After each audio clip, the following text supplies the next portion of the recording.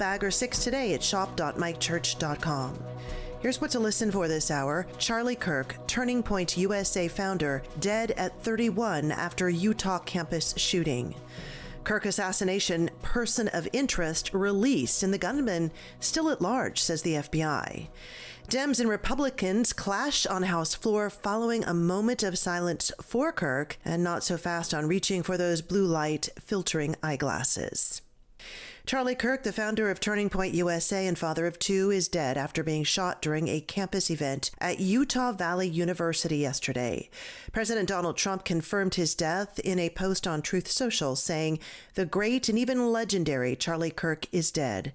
No one understood or had the heart of the youth in the United States of America better than Charlie. He was loved and admired by all, especially me, and now he is no longer with us," he said. "Melania and my sympathies go out to his beautiful wife Erica and family. Charlie, we love you." The president then addressed the nation last evening, saying, "This is a dark moment for America." Charlie Kirk's assassin remains at large after a person of interest previously was released from custody, marking the second individual to be detained and let go by police scrambling to find the conservative icon's killer. The subject in custody has been released after an interrogation by law enforcement. FBI Director Kash Patel shockingly announced last night, "Our investigation continues and we will continue to release information in interest of transparency." A moment of silence for Charlie Kirk on the House floor yesterday devolved into a shouting match after a Republican representative demanded a prayer be said out loud as lawmakers stood silently in a mostly filled House of Representatives chamber during a moment of silence. Colorado Republican Representative Lauren Boebert demanded a spoken prayer. Lawmakers obliged for several seconds before returning to regular order. However, once that started to happen, Boebert spoke up. "Silent prayers get silent results," she said. She could also be heard asking for a prayer to be said out loud. Well, her comments resulted in shouts from the Democrats, of course. Our quote of the day: "To love God as he ought to be loved, we must be detached from all temporal love." St. Peter Claver, and coming up, our Saints of the Day. You're listening to Crusade Channel News. When most people hear the word coffee, they conjure up visions of a ceramic mug in the palm of both hands and a woman slowly sipping. This isn't a Folgers commercial. It's for Capuchin Holy Roast, and here's how I take mine. With a dash of vanilla, a pinch of cinnamon, a spoonful of honey, and lots of heavy cream. Add some ice, shake, and then enjoy, while knowing that's $6 the libs at Starbucks can't spend to ruin my life and yours. Cappuccino Holy Roast in whole bean or grind is available at shop.mychurch.com. Now in our 9th year, Crusade Channel News is simply the best daily newscast on all of radio. News that informs and inspires and doesn't destroy any critical thinking brain cells. Catch it at 6, 8, and 3 p.m. on the Crusade Channel, our app, and always on crusadechannel.com. Live talk and news radio. The way it should be. Our saints of the day are brothers who were servants in the house of St. Philip. Saints Protas and Hyacinth were Christian martyrs during the persecution of Emperor Valerian from about 257 to 259 AD. Traditionally thought to be Romans, they were servants in the house of St. Philip who were arrested and executed for being Christians.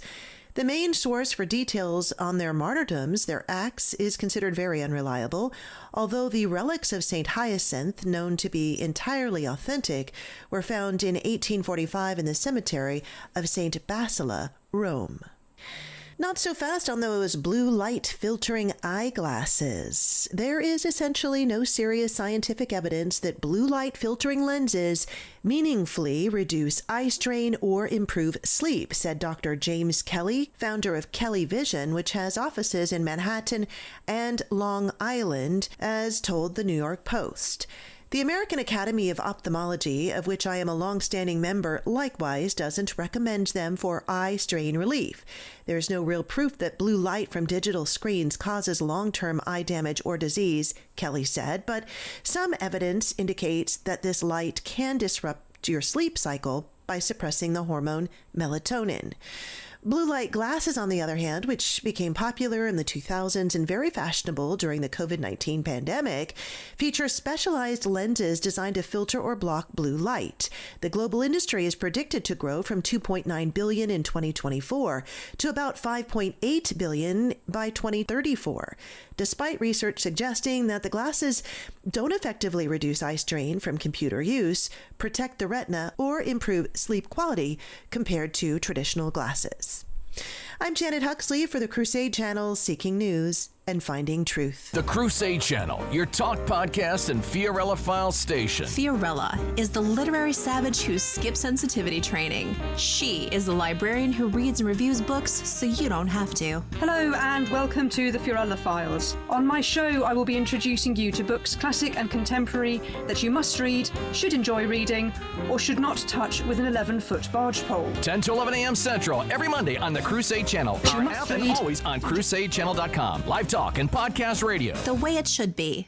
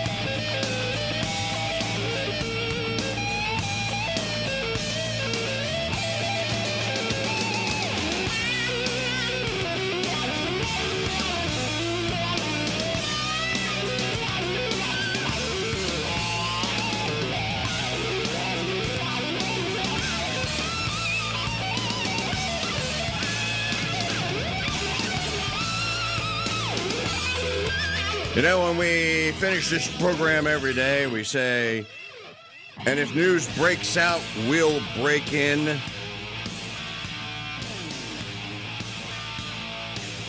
Yesterday was the day when news broke out and we broke in.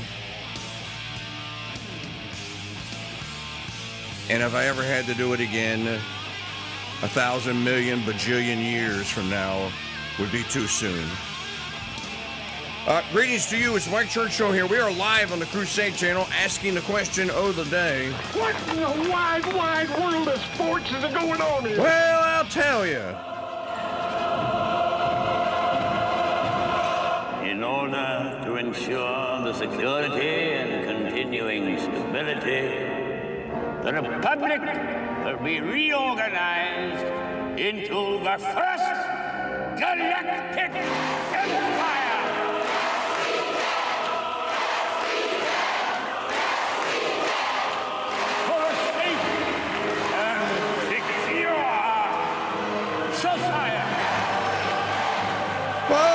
Society. So I'm calling on Congress to pass these reforms, and I'm going to sign them into law. No, you're not. Down the thunder, well, now you got it. You tell them I'm coming, and hell's coming with me, you hear? Hell's coming with me! All right, our call-in line telephone number, 844-527-8723, 844-5-CRUSADE. We are broadcasting live on all of our available media today to anyone that wishes to watch in honor and remembrance of Charlie Kirk today. Just FYI. So if you have to leave the radio or the usual feed on the website at CrusadeChannel.com, you can find the program on YouTube and the other usual suspect sites. So just wanted to drop that in. Crusader Stadium chat room is open at CrusadeChannel.com. /chat. What else can you say that hasn't already been said is not a cliche? Because a lot has already been said. And we were on air for 3 hours yesterday. We spent an hour and a half praying for Charlie's life to be saved and for a miracle. And we spent the next hour and a half talking about the just in shock and disbelief that this had actually happened. And talking to our friend Jim Mosier, our beloved audio producer and longtime show friend, and Michael Hitchburn called in. Today we'll hear from J. Arthur Bloom. Mr. Hitchburn, I believe, will check back in with us. And anyone else that wants to call and talk or wants to vent, 844-527-8723. I want to start off by reading a passage from Chesterton in Orthodoxy that I think is appropriate today and applicable to Charlie Kirk. By the way, we don't have a flagpole here at the church house. We had one, but Hurricane Ida took it out, and we just never got around to replacing it. If I did, yeah, I'd fly a flag at half-mast and a Sacred Heart flag for Charlie Kirk today. Chesterton, quote, "Take the case of courage. No quality has ever so much addled the brains and tangled the definitions of merely rational sages. Courage is almost a contradiction in terms. It means a strong desire to live, taking the form of a readiness to die." Well, I think that's Charlie. "He that will lose his life, the same shall save it," is a quote. It's not a piece of mysticism for saints and heroes. It is a piece of everyday advice for sailors or mountaineers. We might now add to Chesterton's quote, broadcasters, because we're all in the crosshairs now.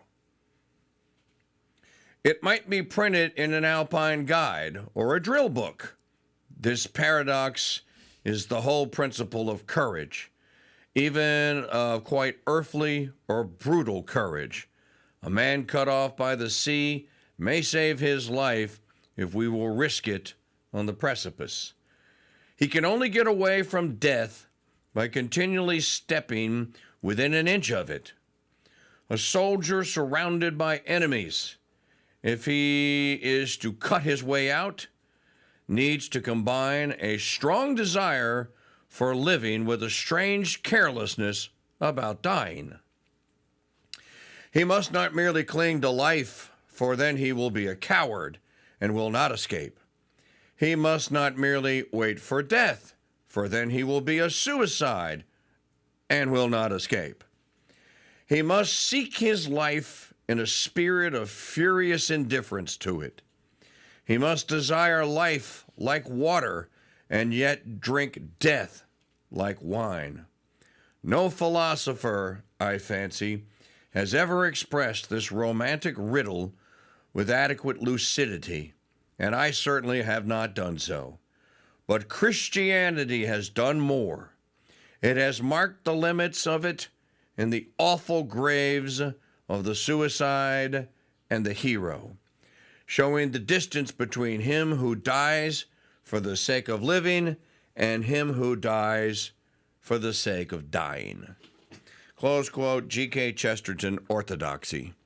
I don't think I could start today's broadcast off with a more fitting passage, and I knew it, and I knew when I wanted a quote, and it's in today's Church Doctrine newsletter that most of you aren't going to open, but maybe now you will, so you can copy and paste it and send it along to other people that you may wish to share it with. And I knew there was a Chesterton quote out there, just couldn't remember where it was.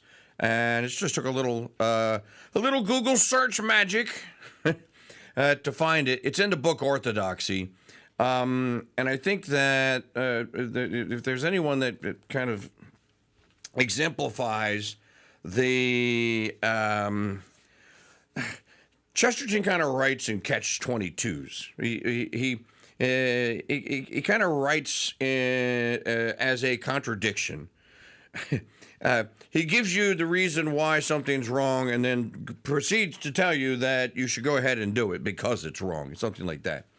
I think that that's the life of someone like Charlie and like Charlie Kirk, who here in the church house, we left the air yesterday. What time was it? About 5? We finally packed it in. We went on at about 2:15, and we left the air exhausted, saddened, angry, devastated at around 5. Moped around the house, talked with each other a little bit, tried to eat a little pre-prepared dinner, which was difficult, and then decided that, you know what, we should just go to Mary, take our own advice and go to Our Lady and say a rosary for Charlie, for Charlie's soul, and for Erica and the children. And that's what we did, and that's how we got through last night, was through the rosary and through praying for Charlie and, again, for his family and for a nation. Yes, folks, I agree with all the people that are saying, and I know they're just saying this because it sounds like the right thing to say, and no one has the ... and then. No one knows the and then. But now we know what happened on the way up the mountain to the peak that was the Rubicon that was crossed yesterday by what we assume are leftists. Satan coddling leftists. The cowardice of assassinating a man from a great distance with a weapon that you probably spent your entire life telling the entire planet is the source of all evil. The irony of that cannot be lost. You can't lose the irony of it. So, we want to ban all the guns except the ones we need to kill people who support Trump. I think that's a fair statement to make. We want to ban all the guns except for the ones we need to kill Trump's supporters. Especially the really successful and loud ones. Especially the ones that people really like. Yeah, we're going to need guns so that we can kill them. Because to take Charlie Kirk out is to take Kirk's voters away from Trump. That's all. That's what happened. Remove Charlie, remove Turning Point USA, remove the young people, remove the votes, and yes, they're all going to go running to your side. I'm not so cynical or naive to think that that's what these people actually wanted.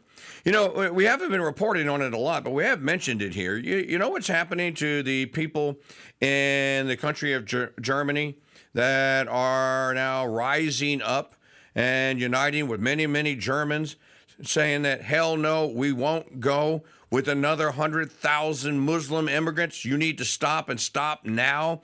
We need to get rid of the ones that we have here. These people have formed a political party. They're a threat to the hegemony of the leftists, of the leftards that run Germany. Do you know what happens to them? Do you know what has been happening to them? I know that J. Arthur Bloom talked about it. We've been reporting on it a little bit. Do you know what happens to them in local election time? They get killed. They get assassinated. You have heard the story here on this show because we've reported on it. What happens to similar people in Mexico? The cartels kill them. Is this what we wish to become? Is this what these people want for us? That we'll be another Mexico and we'll just have rival cartels running this state and a rival cartel running that state? And then another cartel supposedly running the presidency or the governor's mansion? That's not what people want. This is not the end of democracy. But after the events of yesterday, you could say it's fully in motion now, that there are people that actually do want that outcome. Can you imagine, if you live in the state of Illinois, I can't say that you should actually do this because someone will say, car ticket, that's beneath you. If you live in the state of Illinois, if tarring and feathering were still legal, there's a great candidate for someone to be tarred and feathered. He's your governor. That this fat pumpkin-headed boob, this less than a piece of human excrement. I start to wonder, do these people actually have souls? Maybe Lori Vallow Daybell is correct. Maybe there are a bunch of people running around that actually don't have souls and are zombies. Maybe God has sentenced them. He's taken their souls, brought them to judgment, found them wanting, sentenced them to hell, but has left their angry, ugly carcasses here because only God knows in his purview and his plan why these things happen. Does J.B. Pritzker actually have a soul? Is the question. This Matthew Dowd, who is formerly now of NBC News, actually have a soul? Do the wretched wenches at the magazine Jezebel, who publicly boasted and bragged 2 days ago that they hired a coven of Etsy witches to hex and curse Charlie Kirk? By the way, Jezebel, you're never taking that back. Never. We don't want to hear that you stand strongly against violence because you encouraged it. Now that it happened in your name, it's in your name, blood's on your hands. Screw that and screw you. I don't believe that the sane American people, that the American right, if you want to call it that, I don't believe that the American right is ever going to be the same after this. Let's start off with the low-hanging, beautiful part of Charlie. You know what you killed yesterday? You killed a dad. The greatest, most grievous sin of that murder that you committed is you robbed those two beautiful children of their daddy. Yeah, and when we find you, we're going to let you know it. The second most grievous sin that you committed when you murdered Charlie Kirk yesterday is you robbed our beloved, beautiful Erica of her beloved husband. Together in matrimony, as God intended, and now you left her a widow. So here are your achievements. You created a widow and a pair of orphans. Congratulations. Can't wait to see you at the election booth. Boy, I can't wait to go out and vote for you. That is the reality. It's not about politics. It's not about Trump. It's not about MAGA. It's not about America. It's about what God hath created, and let no man cast asunder. Charlie Kirk lived his life as a Christian, as he thought he best could live as a Christian. And although, we saw it early on in the chat room yesterday, and I hope that this doesn't happen, the immediate and instant pronouncements that he was a Protestant and a heathen and it's not going to end well. You don't know that. You don't know that. By the way, did you know that Erica Kirk was a daily mass assistant? I say she attended mass, she assisted at mass. Did you know that she'd carry those two kids? You know how I didn't know this. You know how I found this out? Rachel Campos Duffy. Fox News' Rachel Campos Duffy and her eulogy that she posted for her. God, so hard, so terrible. I don't even want to talk about it. Of her dear beloved friend, Charlie Kirk, said that she knew Erica and that Erica attends the parish of Rachel Campos Duffy, so I assume of the Camposes, the Catholic parish that they go to, that they see Erica there any day for a daily mass. She's there with those two babies. For Sunday masses, she's there. Guess who else has been seen in the back, in the pews, with Erica and the children recently? Charlie. We'll play you the clip from recently from Charlie saying the beautiful things that he said about the Blessed Virgin Mary and about the Blessed Mother. So please hold your condemnations and your sick, twisted wish to go into a crowd and make it worse for everyone by pronouncing that judgment didn't go well for Charlie Kirk. You don't know that. And I'm not going to allow it. And if Maggie sees it, it's going to get nuked on our property. It's not going to happen. I'm not going to canonize him, and I'm not going to say that he's in heaven, because I don't know. And I genuinely do not know. And I also don't know the opposite. So why don't we just leave it at that and do what we're supposed to do and be good Catholics and pray for the repose of his soul. And then for those two babies, the 5-year-old little girl, and folks, you might want to just stay off of media because you will run into videos of Charlie just recently taking that little girl shopping. I just showed it. And can you show it again? Because I didn't see. I heard you. I mean, I heard you playing it, and I saw it yesterday. Him going into the store, and she's saying, "Hey, I want to buy this," and he's going like, "Oh yeah, do you have the money? Can you? Is there audio? Oh yeah. Yeah, play the audio." This is who was assassinated yesterday. This father was assassinated yesterday. Watch. I love you. I love you too.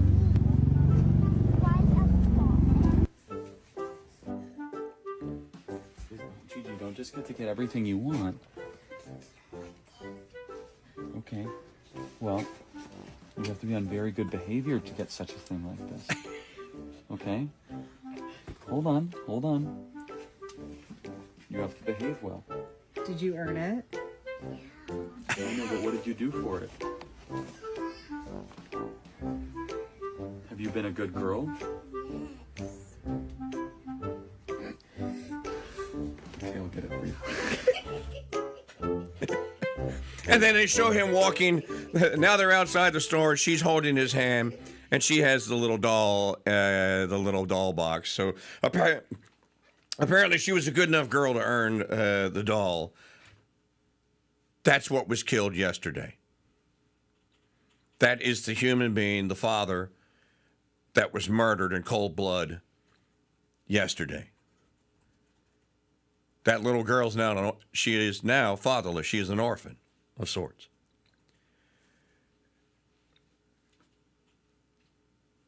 Again, it's a Rubicon, and they crossed it. We can now say that the manhunt for Charlie's killer, which we're hearing, forgive me, I'm trying to maintain my composure because I know many of you are losing it.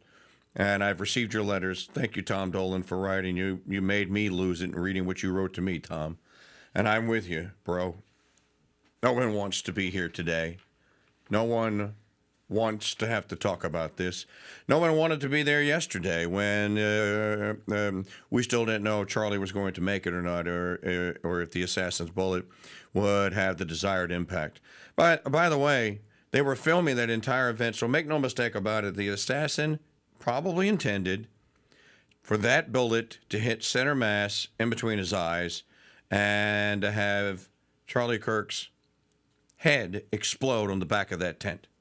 That was the intention. Now, he missed, so I don't believe you go shooting for the carotid artery. But that was the intent.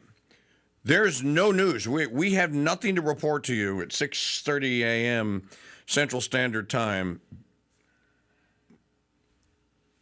Well, we'll be right back.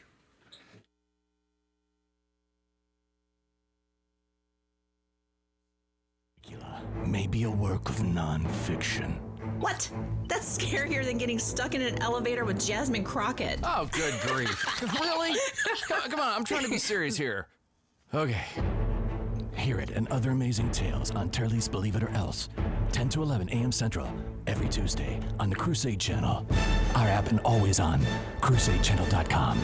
Live talk and podcast radio. The way it should be. Hello, Crusaders. I'm Janet Huxley at the Crusade Channel News Desk with your Crusade Crucials for Thursday, September 11th, 2025. This report brought to you by Capuchin Holy Roast Coffee, a blend personally crafted by Mike Church, made from South American and Africa's finest gourmet coffee beans and roasted to perfection. Available in whole bean or ground.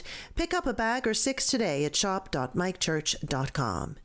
In the market report, the Dow was down 0.48%, but the S&P rose a little, 0.30%, and NASDAQ was up slightly, 0.03%.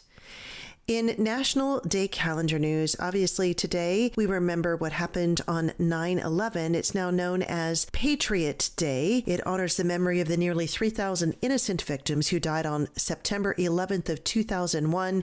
Each year, Americans dedicate this day to remembering those who died and the first responders who risked their own lives to save others.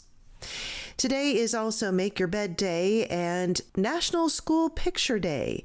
It's Hot Cross Buns Day as well. Hot cross buns are traditionally eaten at the end of Lent in many historically Christian countries. Our quote of the day: to love God as he ought to be loved, we must be detached from all temporal love. We must love nothing but him, or if we love anything else, we must love it only for his sake. St. Peter Claver. Our saints of the day are Saints Protus and Hyacinth. You're listening to Crusade Channel News. Hal, open the pod bay doors. I'm sorry, I can't do that, KingDude. Hal, why can't you open the pod bay doors? Because, KingDude, MAGA Earth isn't ready for you yet. When will MAGA Earth be ready for me, Hal? When 1.76 trillion scales have fallen from their eyes. Oh. Yes, Hal. And KingDude, they'll also need a wicked sense of humor. Don't be stuck in the broadcasting world of 2001. Grab a Crusade size update and catch the Mike Church shows weekdays from 7 to 10 a.m. East, exclusively on the Crusade Channel Live Talk and Podcast Radio for the 2025 listener, the way it should be.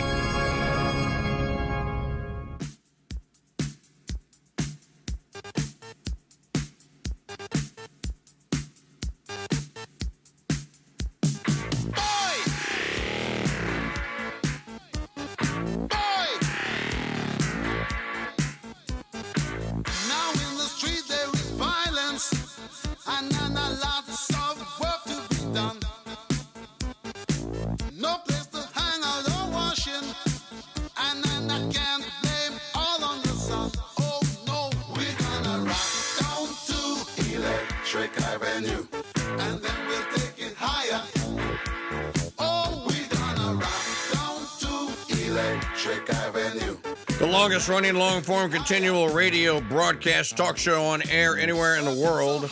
34 years young, the Mike Church Show is on.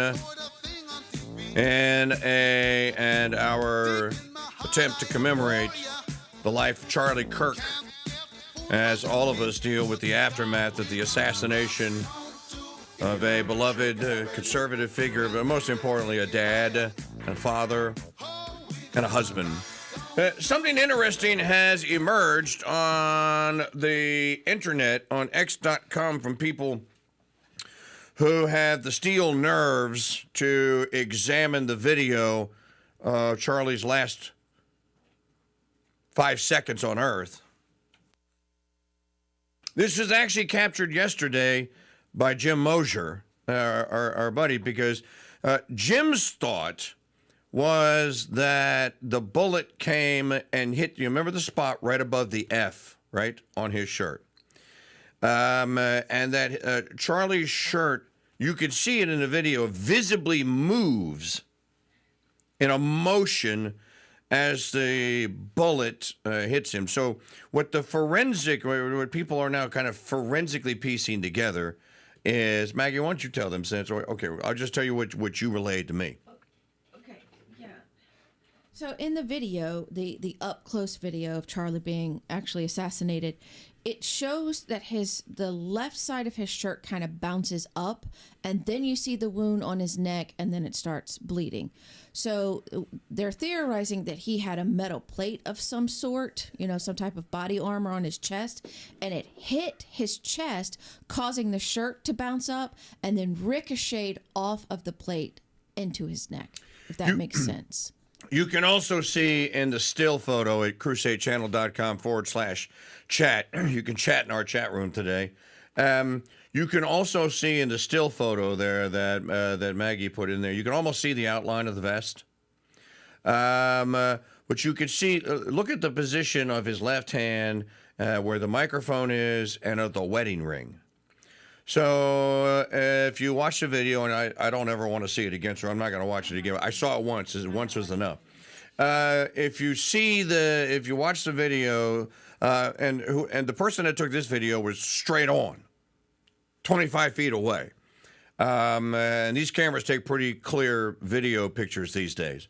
So you can see that what appears to be, and I'm just describing this to you as best I can, and it's just it's errata, if you will, about how that bullet actually found its way to his carotid artery. It looks as though the bullet hits the wedding ring, so it hits his hand, and so it shatters, it breaks the ring, and you can see in his left hand as he's falling that the wedding ring appears to be gone. And it hits the ring, then hits the armor underneath, or the flak jacket vest, whatever it was, and then apparently skids off of the armor plate, which does what it's supposed to do, but because of the trajectory of the bullet, it continues as it hits. It goes like this, and if you look, just follow my index finger. Hit here. So here's holding the microphone. Bullet is incoming here. Hits the wedding ring, and they're saying that his ring clips. Like, watch, because there's a video of him playing with it at one of his events. Okay. So the bullet. He's playing with it, and it looks like it clips open his ring. Like it comes off? Look. See how it clips open? Okay. Oh, no, now I'm looking at your video. Yeah, so see how it clips? He can clip it open. Okay. All right. Makes sense. Yeah. So then it would have hit the ring, then the ring just would have opened. Or whenever he went back, it unclipped itself. Interesting. And again, are the Utah State Police going to solve this? I don't know. Is the FBI going to solve it? I don't know. A couple of things that we do know, and that we can tell you. This was definitely a sniper, an assassin's bullet. By the way, and this is just me saying this to people. No one appreciates a pettifogger at this moment. If you're a pettifogger, you're just being a jerk. There's a time and a place to pettifog. One of the things that I saw last night, I went, that's it, I'm out, turning it off. I don't want to see it. I don't want to see anything or talk to any of you people anymore because you're just sick in the head. There was this thing, there's a thread of messages going around that anyone, including me, could have pulled that shot off from that distance as if it was just a walk in the park. Piece of cake. Anyone could have done that from 250 to 65 feet. That's nothing.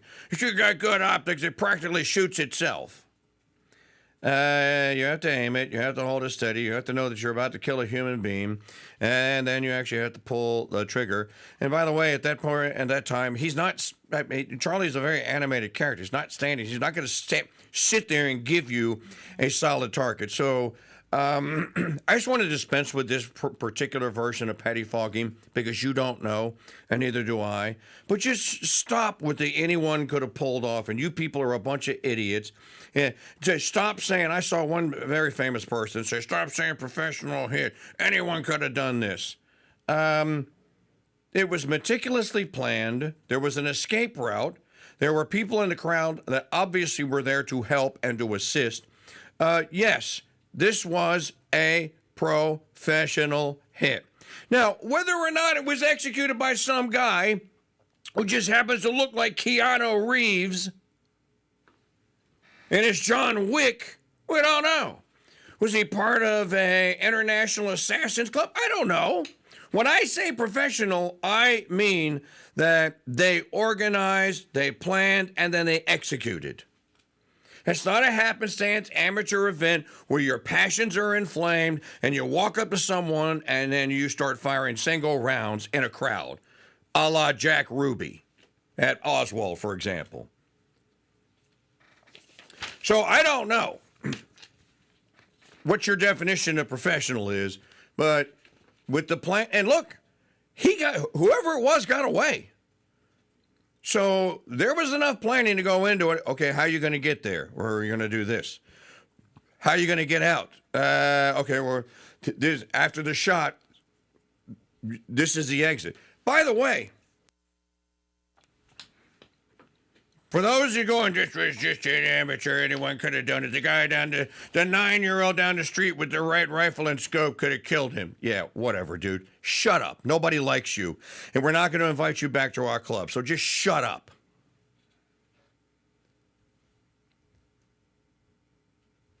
He only needed one shot. You still want to tell me that this was just a dime store hustler that picked a Marlin rifle up with a scope and decided he was going to go kill Charlie Kirk for an afternoon stroll on a Wednesday, beautiful, sunny afternoon in Orem, Utah? Is that the story you want to go with? One shot, done. No follow-up shots. One shot, done.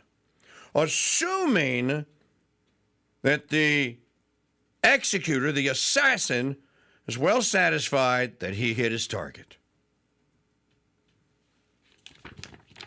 So that's just some, and you can second guess this and try to put all this together.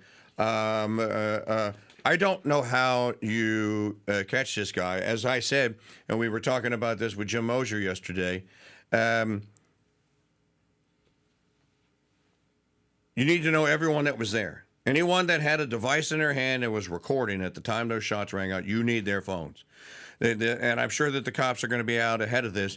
If you were there and you have any video of it, put a public Dropbox up. Please send a video here. If you want to send it anonymously, fine, we'll take it. Why would you do that? Well, you put enough of this video together, and these phones are very sophisticated these days.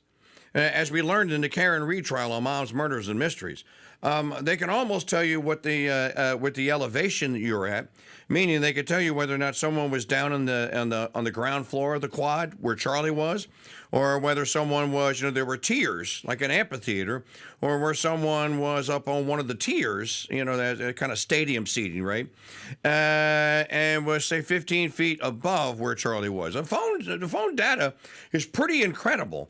One of the other things that we learned during Fat Fonnie Willis persecution of President Trump is not only can we get information like that and then the temperature of the person that's wearing it, which would tell you whether or not it was in a purse or a bag or whether it was in somebody's back pocket, for instance, because it'll be warmer because it's next to a person with body heat. Another thing that we learn is that, you see today's modern cell towers, they have nodes that go around them.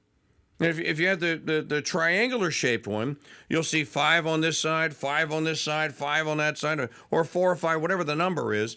You only bounce your call off of one of those rectangular-looking old corner horn floor speaker things that you see.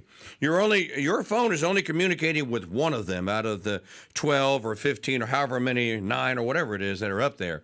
It's important to know because your phone is pinging it and it is getting is distinguishing difference in milliseconds to determine which one of those boxes is closest to it, so it provides you with the strongest signal. That also helps to pinpoint where that device was when it picked up the sound. I don't mean to get technical about this, but you get enough phones from that event yesterday that were recording at the time that Charlie was shot, you're going to be able to get a damn near exact location of where the killer was.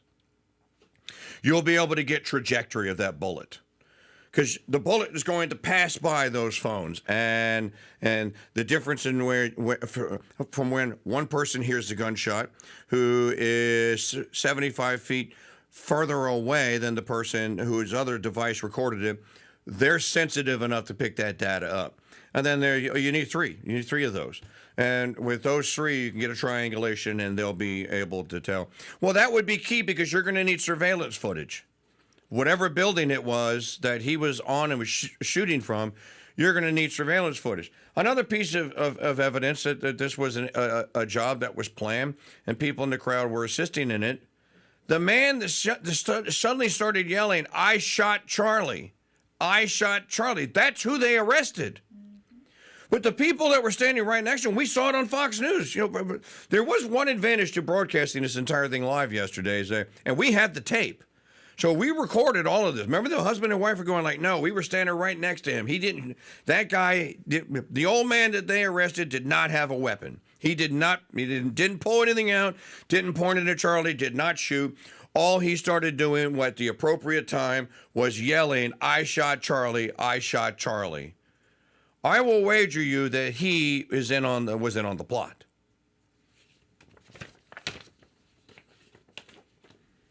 So that's what we know about, and I don't want to get too deep in the weeds on this. Something else, and this is going to come out in the investigation.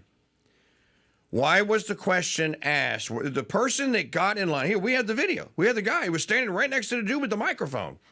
Play the, okay, I didn't get his name, but I know you have it. I don't have his name, no.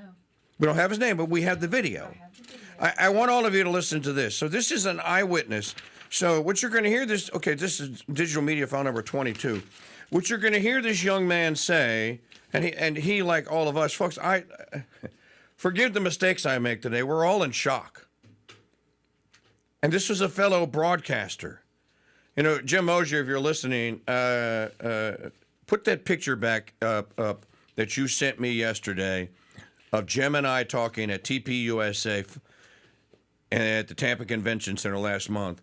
Of me and Jim talking, and of Charlie being on Real America's Voice stage at the same time, and how if someone were trying to take Charlie out at that event, and if he would have missed, it would have either hit me or Jim.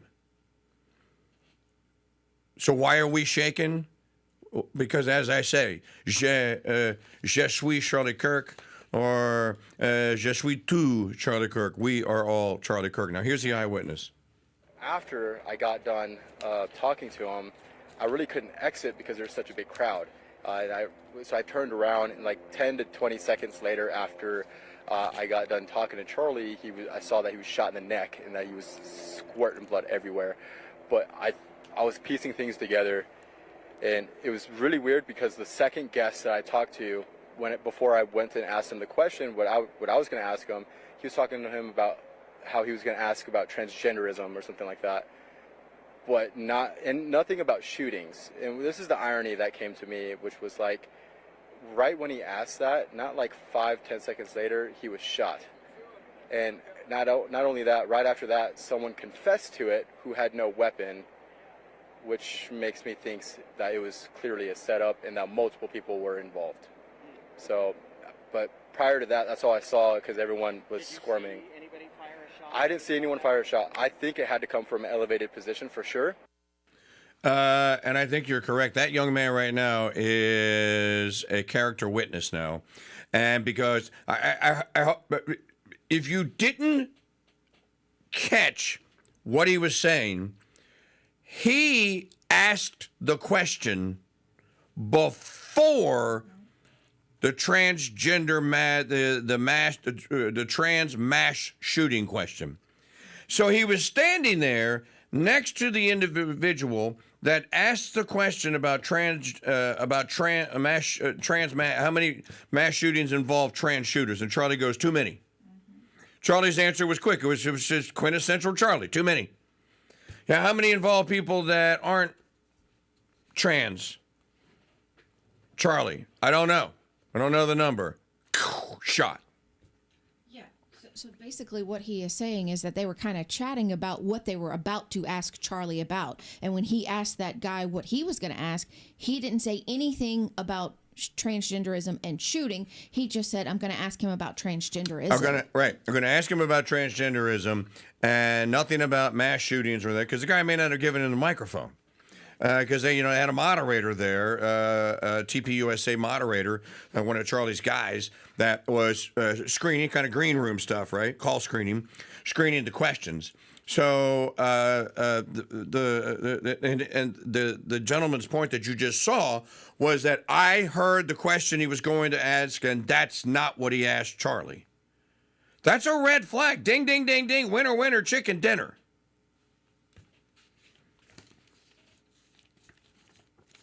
So this was someone that's a trans activist. That's where you should be looking. George Webb was right. George Webb said they are training battalions. They are training groups of trans militias to kill. They trained Robert Westman to kill. That group, remember? Now, let's go a step further. Remember the cover of the Eugene Weekly? Remember the cover? Remember I downloaded the whole thing because they tried to hide it? That had we're trans and we're triggered, we're armed and we're triggered. Remember the story about the trannies training with the super militia NRA certified firing instructor or a target instructor or whatever? She's saying that, we are prepared. We're prepared to shoot back or whatever it was that she said, and I'll get you the actual quote. Why didn't we believe that? Why didn't we believe that? By the way, if Charlie Kirk was wearing a vest, then that does indicate that, I would imagine in his position, he was probably being harassed by the usual suspects who were telling him, we're going to take you out, or this is not going to end well for you. So Mike Churchill here on the Crusade Channel on a very, very bleak and tragic Thursday morning, 9/11. Just happens to be the anniversary of the September 11, 2001 attacks. You can throw all that into the mix here today of what we'll be talking about. And of course, you never usurp or upstage, if you will, the loss of life on 9/11, and no one's going to attempt to do it. But people are going to be talking primarily today. What's that? Oh, there it is right there. The Eugene Weekly. You can see the cover if you're watching on YouTube, extra.com or whatever. We're one of the only people that reported this. And the only reason I saw it is, and thanks to investigative journalist George Webb. George found this magazine. Actually, Andy No found it and told George, you need to see this. And by the time George Webb gets it, it's gone. But somebody was smart enough to check the box at archive.org and the Wayback Machine, and the Wayback Machine went and grabbed that edition of Eugene Weekly with that trans lunatic right there with the with the AR-15 weapon. Triggered is the headline. The story is about trans militias being trained to do it. They said for self-defense. Did Robert/Robin Westman murder 2 children at Annunciation Catholic Church in self-defense? No. Was Charlie Kirk yesterday killed by a trans lunatic? Quite possibly. We don't know. I think because of the question, by someone as an act of self-defense? No. There's so much that we could talk about here today. And again, I want to try to balance it, as we did when we did our Moms, Murders, and Mysteries episode, 5-episode series on the Karen Reed case and trial. In every episode, we went out of our way to say, we hope that whoever killed John O'Keefe, that is finally discovered and that justice is done. But we do not believe that it was Karen Reed. And, we're very aware that the O'Keefe family lost a son, and that the little girl and little boy lost an uncle. They lost Uncle John. And we went out of our way to say that. And we'll do the same thing today, that Erica Kirk lost a husband and those children lost a daddy. And, it's all over. You don't hear this in real time, but people have gone back and scrubbed through lots of Charlie Kirk shows recently. Seems like almost every day, Charlie Kirk was talking about picking up your cross and following Christ, telling young men, you need to get off the gummy bears, get off the weed bears. You know what you need to do? You need to go to church. You need to find a woman that you can fall in love with, get married, and have kids. That's contributing to American society. Is that what ultimately took him out? Here, I want to play for you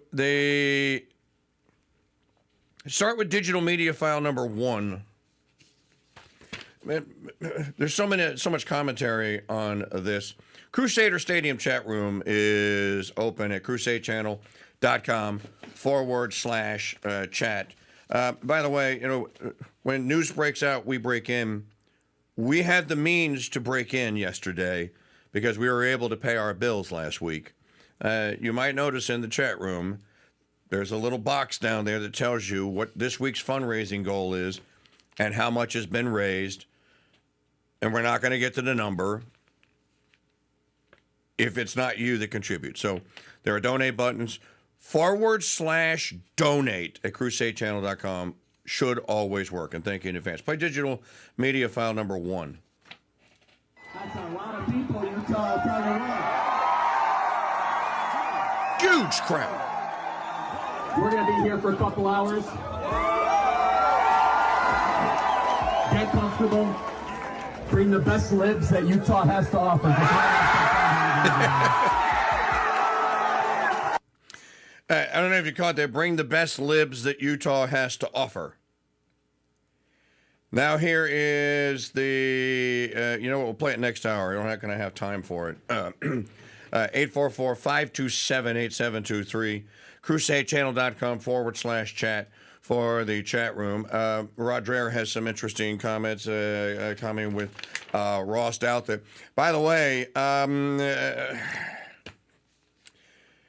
Greg Gutfeld, in a very emotional moment yesterday, let fly what he thinks the aftermath of this is going to be. It contains a 4-letter word, the 4-letter word. I'm on the fence as to whether or not I should bleep it or just warn people that, no, I'm going to play it as it happened. And if you don't want to listen to it, I'm going to give you a couple seconds to tune out. We'll be back. I need something to listen to challenge my faith and tickle my not-so-nice funny bone. Well, you won't hear anything about Mondays coming or cheeseburgers in paradise, but you will hear the most brutally honest Catholic-inspired commentary on Parrot Talk. Weekdays. Oh, this boats, beaches, bars, and ballads fan sees what you did there. Weekdays at 2 Central on the Crusade Channel, our app, and always on crusadechannel.com. Live talk and podcast radio. The way it should be. And so, the responsibility of every coffee cup is to ensure the authenticity, the freshness, and... Now, who in the name of Pete Hexes could this be? Good afternoon, dear. Dear, what are you doing here? You're supposed to be home with the little coffee cups. I was home with little Arabica, Columbia, and baby Dark Roasta, and then the phone rang. It was Director Trump. What did he want? Well, seems he was told that when we were at Coffee Cup Academy together, I was the one chosen to be the Coffee Cup inspector. Then... When I look into those dark, roasted eyes of yours, all I can think of is...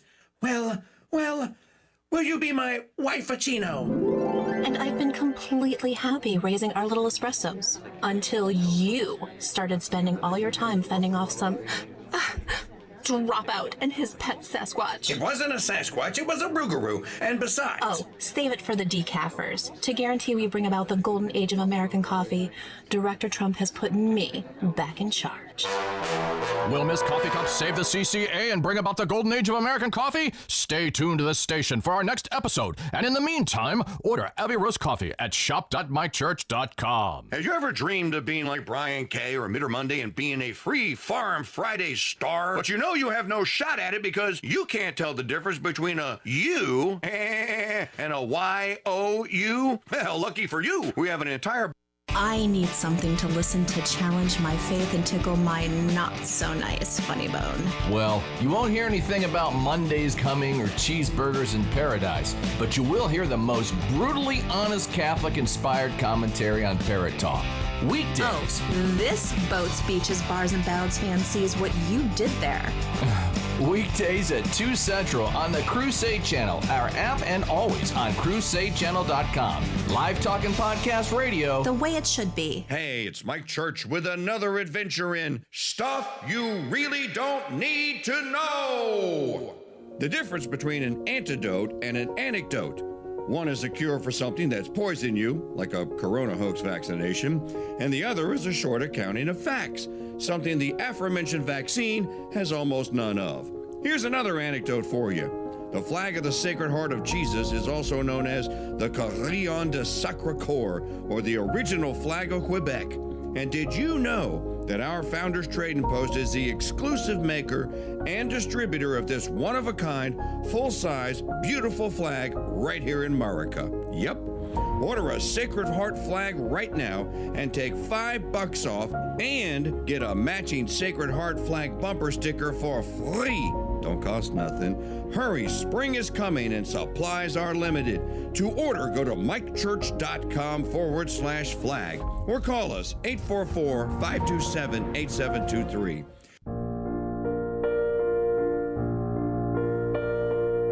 The Crusade Channel and the slaves of the Immaculate Heart of Mary's Sisters present the Saint of the Day. Hello, Crusaders. This is Sister Maria Philomena with your Saint of the Day. September 11th, Saint Paphnutius, who died in the year 356. He was a noble bishop from Egypt.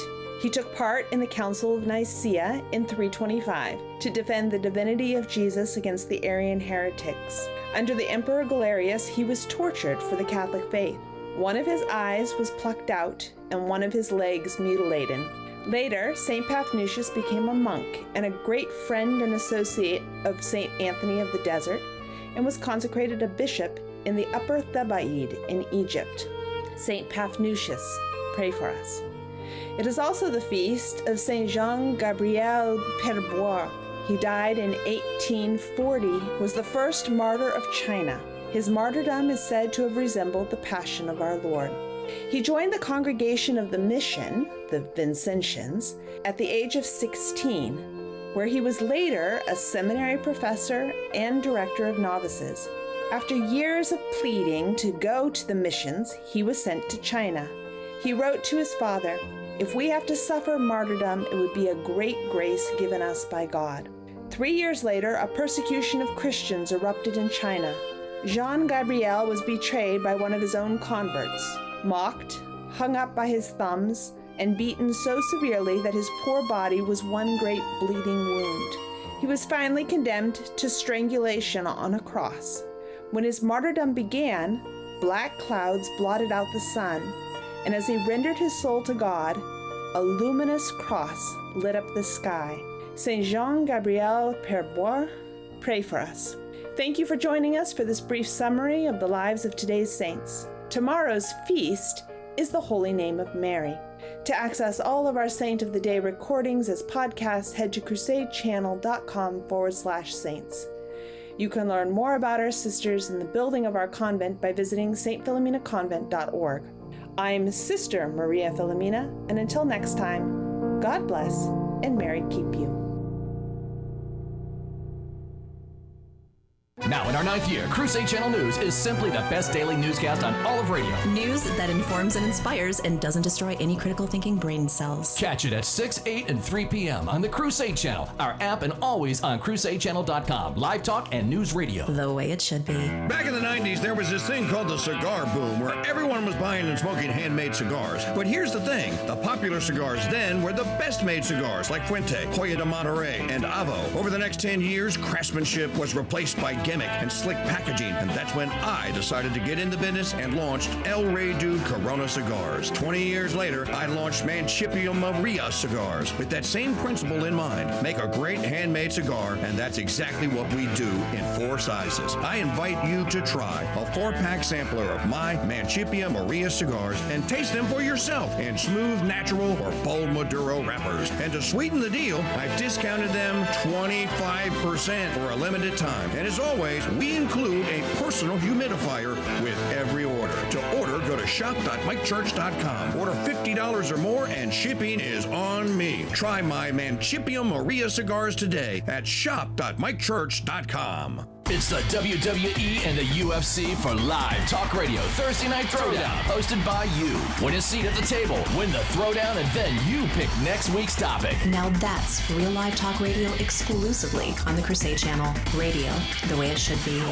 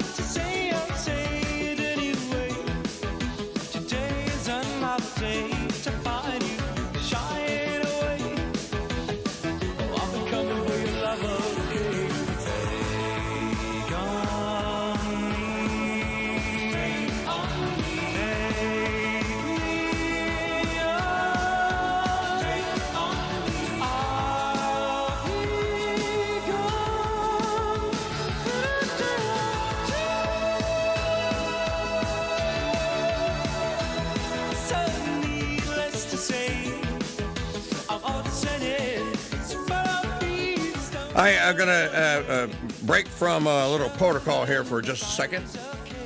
Even though I usually play the Aha song on Wednesdays, I played it today because I really meant to play this one for Charlie.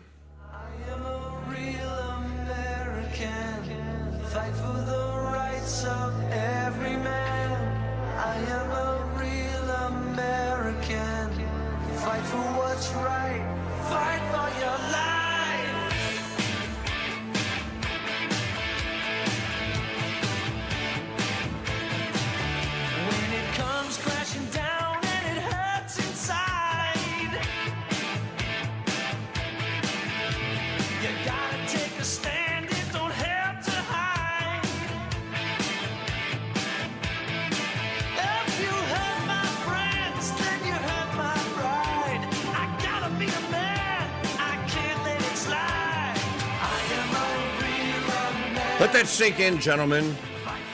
If you hurt my friends, you hurt my pride. I gotta be a man. I can't let it slide. I am with the greatest radio producer in the history of radio producers. By the way, welcome to all of you to listening wherever you may find yourself across the world, the webs. We are broadcasting the show live, not behind the paywall today, as we commemorate and talk about the assassination, the political assassination of Charlie Kirk. Keep this in mind, and don't ever forget it. And we're not going to rest until we find it. By the way, the FBI is supposed to have a press conference any minute now. At 9 a.m., so that is, okay, so in 50 minutes. We want to know who did it. We want to know, and I said this yesterday during our live coverage of the tragic event. The cops, again, and then I'm not saying I'm not blaming the cops. I'm not blaming the police. It's not their fault. They didn't do this. But they lost containment of the crime scene. Those kids scattered like the proverbial roaches when a light comes on. And and you have to understand this. They're all witnesses to the murder, especially especially if they had one of these in their hand and it was recording at the time. It is vital that that crime scene would have been secured. And you ask for volunteers. We want whatever footage you have of yesterday's events. We want it. You know, there was a couple of intrepid people that I'm still not clear. Is that video showing the black blob on the roof after the shooting? Because it looked to me like the two that were having a conversation said, look, he runs from here to here, and now he's squatting down. It seemed to me to be after the shooting, but we don't know. Because the only video evidence that we have thus far is what's been uploaded primarily to X.com. So that's where your chain of evidence is. So to recap, and again, Charlie Kirk was assassinated yesterday. This is a political assassination. By the way, we'll play you President Trump. You know, he and Bobby Kennedy were good friends. RFK Jr. RFK Jr. lost his uncle, JFK, his dad, his daddy. RFK Jr. was orphaned when he was like 8 or whatever, however old he was. And it wasn't, Sirhan did not shoot RFK Jr., by the way. He didn't. He may have been there. He was there. And maybe he intended to, but the bullet that killed Bobby Kennedy came from behind him. The coroner's report, look it up, that's what it shows. And Bobby and RFK Jr. knows this. He knows it. He even says, I visited Sirhan in jail. He told me he didn't do it. And I believe him. So RFK Jr. knows. Ladies and gentlemen, this is no longer, there are two sides to this story. There's no other side to the story that you murdered Charlie Kirk. There's no other side to the story that you've been running around calling President Trump a Nazi, a Hitler, a fascist, and a dictator. There's no other side to the story that you have been, by implication, saying that all of us, someone like me, is also a fascist and a Hitler wannabe and a Third Reich member and a dictator. Because I dare to say that, well, you know, I don't agree with President Trump on everything. I think he's just horribly wrong on some things. Well, I think that he is revolutionary, counter-revolutionary right on many things as well. You're not winning arguments by murdering people that you disagree with. Let me go to Joe Beaman on the Dude Maker hotline, who has a little bit to add to this discussion. Brother, how are you? Oh, drained. It's been a long while since I felt so drained, and I'm not quite sure. Maybe it's combined of the whole week, the year. I don't know. It's just been a crappy day yesterday. We all should say a prayer and feel horrible for his wife and 2 young children that are never going to truly get to know the father. And for me, I guess as a dad, that's probably the most heartbreaking part of the whole deal, is the kids involved. But a little good note, I just went by Dickinson College here on the way into work, and I stopped because there was several hundred people out at the flag post, and I literally witnessed them do for 9/11 and also for Charlie Kirk. They did the flag at half-mast and did a quiet moment in prayer for him. So I would say that's a little hope from all this. That school was very, very liberal. You're not going to find a whole lot of Charlie Kirks there. But if we can at least get people to take a moment and remember that he's a man and a human, and I'm just going to say this to our own fellow members that got on the chat. I saw it yesterday, too. Thank you for saying something. You're getting on there condemning a man to hell because he's quote-unquote a Protestant. That's not your right. There's only one guy. It's completely and totally. Hell will let you into heaven. Yeah, it's completely and totally inappropriate, and we're not going to tolerate it. There will be a time for that. You can have that as a theological discussion later on. Not when the mourning and prayer for the soul was what was called for yesterday. I didn't need a lesson in theology, neither did anyone else. And I think that, just think about this, Joe. Our side is supposed to be the righteous side. There was nothing righteous about condemning Charlie to hell yesterday because he was not received into the camp. There's nothing righteous about that. Okay? Can I say this out loud, and maybe it's wrong? I said it yesterday and even mentioned to Kate that I don't think I converted my whole family to Catholicism to be a member of a group of people who act like this and condemn people to hell. If that's what we're going to do, I should have just did my own thing, because that's not what our Lord has called us to do.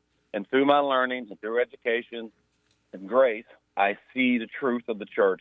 But we'll know better than anybody else when we start condemning people. Nope. You can point your fingers at the Protestants all you want, but, buddy, let me tell you what. They're still your brothers in Christ, and you should spend your time and praying for them and asking and begging for them to convert to the one true faith, not by condemning them to hell. No, you're not winning friends and influencing people like that.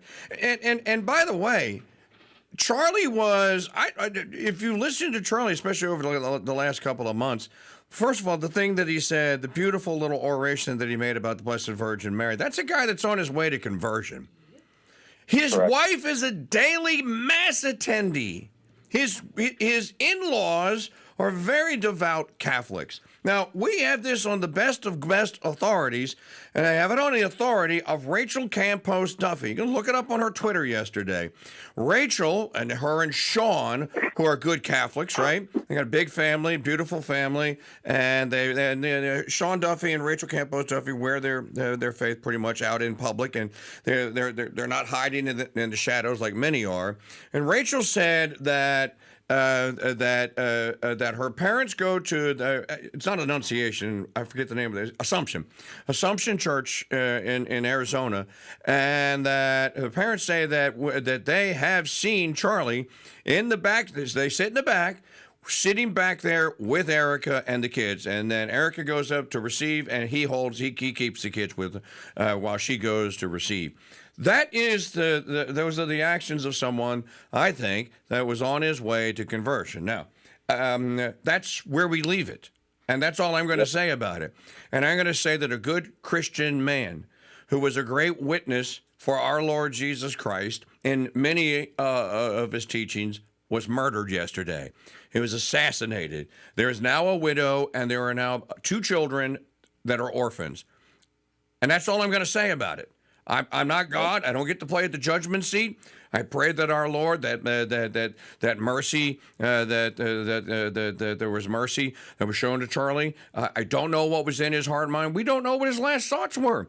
Where his last thoughts? I heard this act of contrition thing. I heard Erica say it. She taught it to me. Was his last thought an act of contrition? You don't know. You don't know. So stop.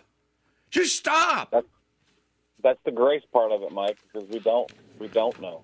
We don't know what his heart was. We don't know what the Lord's going to choose to do with Charlie. That's between him and his maker. But anyways, I am going to petty folks slightly, so please forgive me. I'm not trying to be a petty. Well, no. Okay, so on the bullet thing, I've had some training during the last time out. And I posted it in the chat room. And a friend of mine is telling me that he's like, first of all, I don't think a bullet hit the ring finger. I think that and the ring finger is not in the way of the actual shot. He's saying, second of all, the wound on the carotid looks to him like an exit wound. That an entry wound is usually really small, but an exit wound is larger. We don't know the angle of the shooter yet, so that's where we are with what we know about how that bullet killed Charlie Kirk.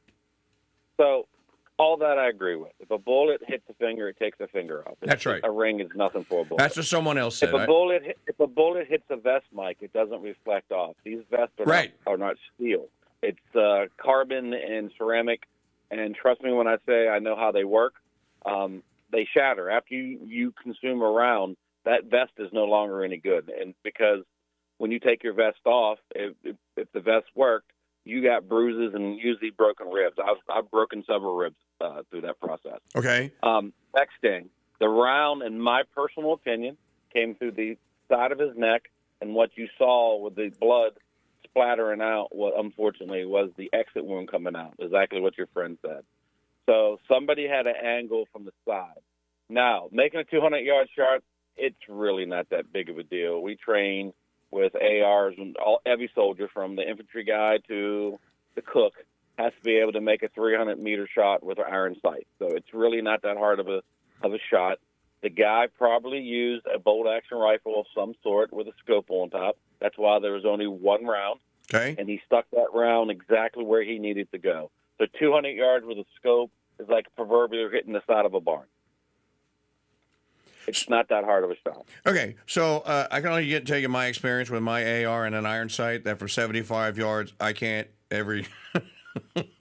I might get 1 of 4 inside the 6 or the 8-inch target circle with an iron sight. You need a weekend with me, so you can. Well, I had a weekend with Father Glaude, and Father Glaude would nail the center of that thing 3 times in a row. Pop, pop, pop. So I just don't practice enough.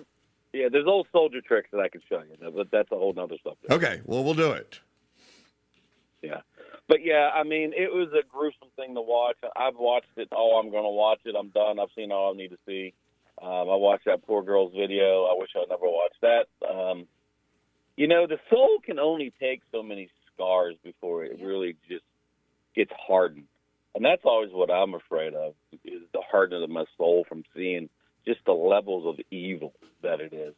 And that's why I really try not to watch the stuff anymore. I've seen enough of my life. Okay. I don't really need to add any more scars to it, bud. Well, let me just say one more thing about the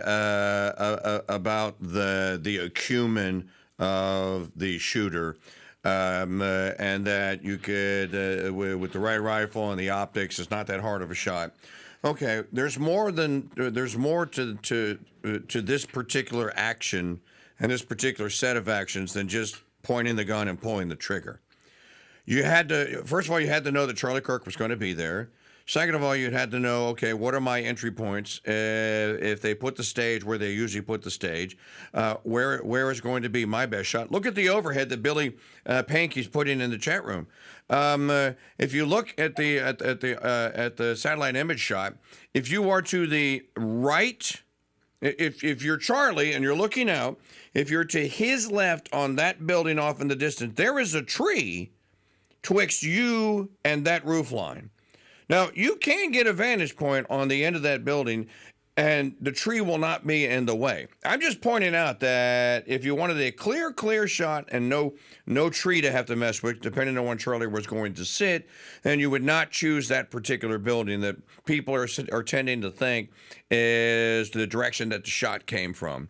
The clearer shot, to me, is to Charlie's right, in right field. That to me, or left field rather, that to me is the clearer shot. There are no obstructions. If you can see the center of that platform down on the quad there, it's a straight shot. There, go ahead. Billy Payne just put it in there again. So, yeah, look at so the one above it. This is what I'm saying, Billy. You see that tree right there, right where your white line is. Your white line goes right on the side of that tree. Do you see that? That's my only point. I'm not saying that that's not the line of sight. I'm just saying that, Joe, that to me, and maybe he chose that because so that he couldn't be seen. And maybe he wanted the tree there to obscure him from being seen. So I don't know. So usually a sniper will find a hide site in which far enough away where he can blend in. So the video showed last night, and you hit it on that beginning coming off the break. Yes, there is video of a man showing leave. So a point of a sniper team, and I'm no sniper. I was a designated marksman, no sniper, and I'm trying to be one. But plenty of friends did it. So their work is, like they say, our job is not just to get in unseen, make our round, and get caught. The point is to get in unseen and then exfil out, which simply means we made our shot. This is our point. We get out. We pick up rounds. We pick up casings, and we disappear. We get out. So that fella, whoever it was or girl, we don't know who it is right now, that showed himself coming across the roof, is not a professional move. They would have found a way out in which they would have not been seen on the roof. Right. So that's where the sloppiness of it comes in. If that is the perp, and he's actually going away from his exit point. His exit point is behind him. Because you remember, okay, the vantage point of those kids that got that video is, all right, go to the chat room, Joe, if you're not in the chat room. If you're not. I will in a second. Yes, sir. Okay, so if you're look at Billy Payne's second image. Billy Payne's second image. It just posted in there. You got to scroll up about 10 posts. Look at Billy's second image there. And thank you, Billy, for the images. What you see down, okay, you see that the quad basically looks like a baseball home plate. Yeah. All right, look at home plate. In the center of home plate, see that little grassy area that looks where the grass is dead? That's where Charlie's tent was, up against what looks to me to be another building, a parking garage, whatever it was. Those kids that took that video were standing. Now, look at the home plate. See where the home plate comes to a point? And that's like a boardwalk or a promenade, whatever you wish to call it, that goes around the whole quad. Those kids were standing just to the left of where the point on home plate is. So they're looking up at that building right there. You see it? See that brown building right there? They're looking up at that building, and they're saying that the guy that they filmed was running from stage left center towards middle. That does not make any sense if you're trying to escape. That's all I'm saying.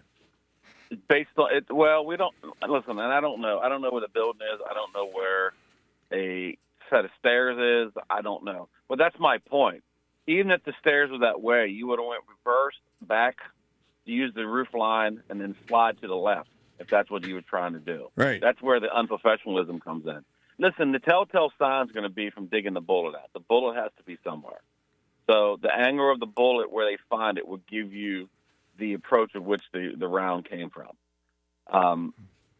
Or if it was like the Kennedy assassination, you know, what they called the magic bullet that struck Governor Connolly. That magic bullet was never actually wasn't recovered until later. The bullet that was recovered, we now know, and I forget the name of the FBI, the Secret Service dude. The bullet that was recovered was actually a bullet that was placed on JFK's gurney as they were wheeling him into the operating room at Methodist Hospital in Dallas. So that's how that bullet got there. We now know that. Well, the forensic team assumed that the bullet was in Kennedy and that the doctors took it out. But that's not it. So the theory is that that's the actual magic bullet that broke Governor Connolly's arm and then went into his thigh.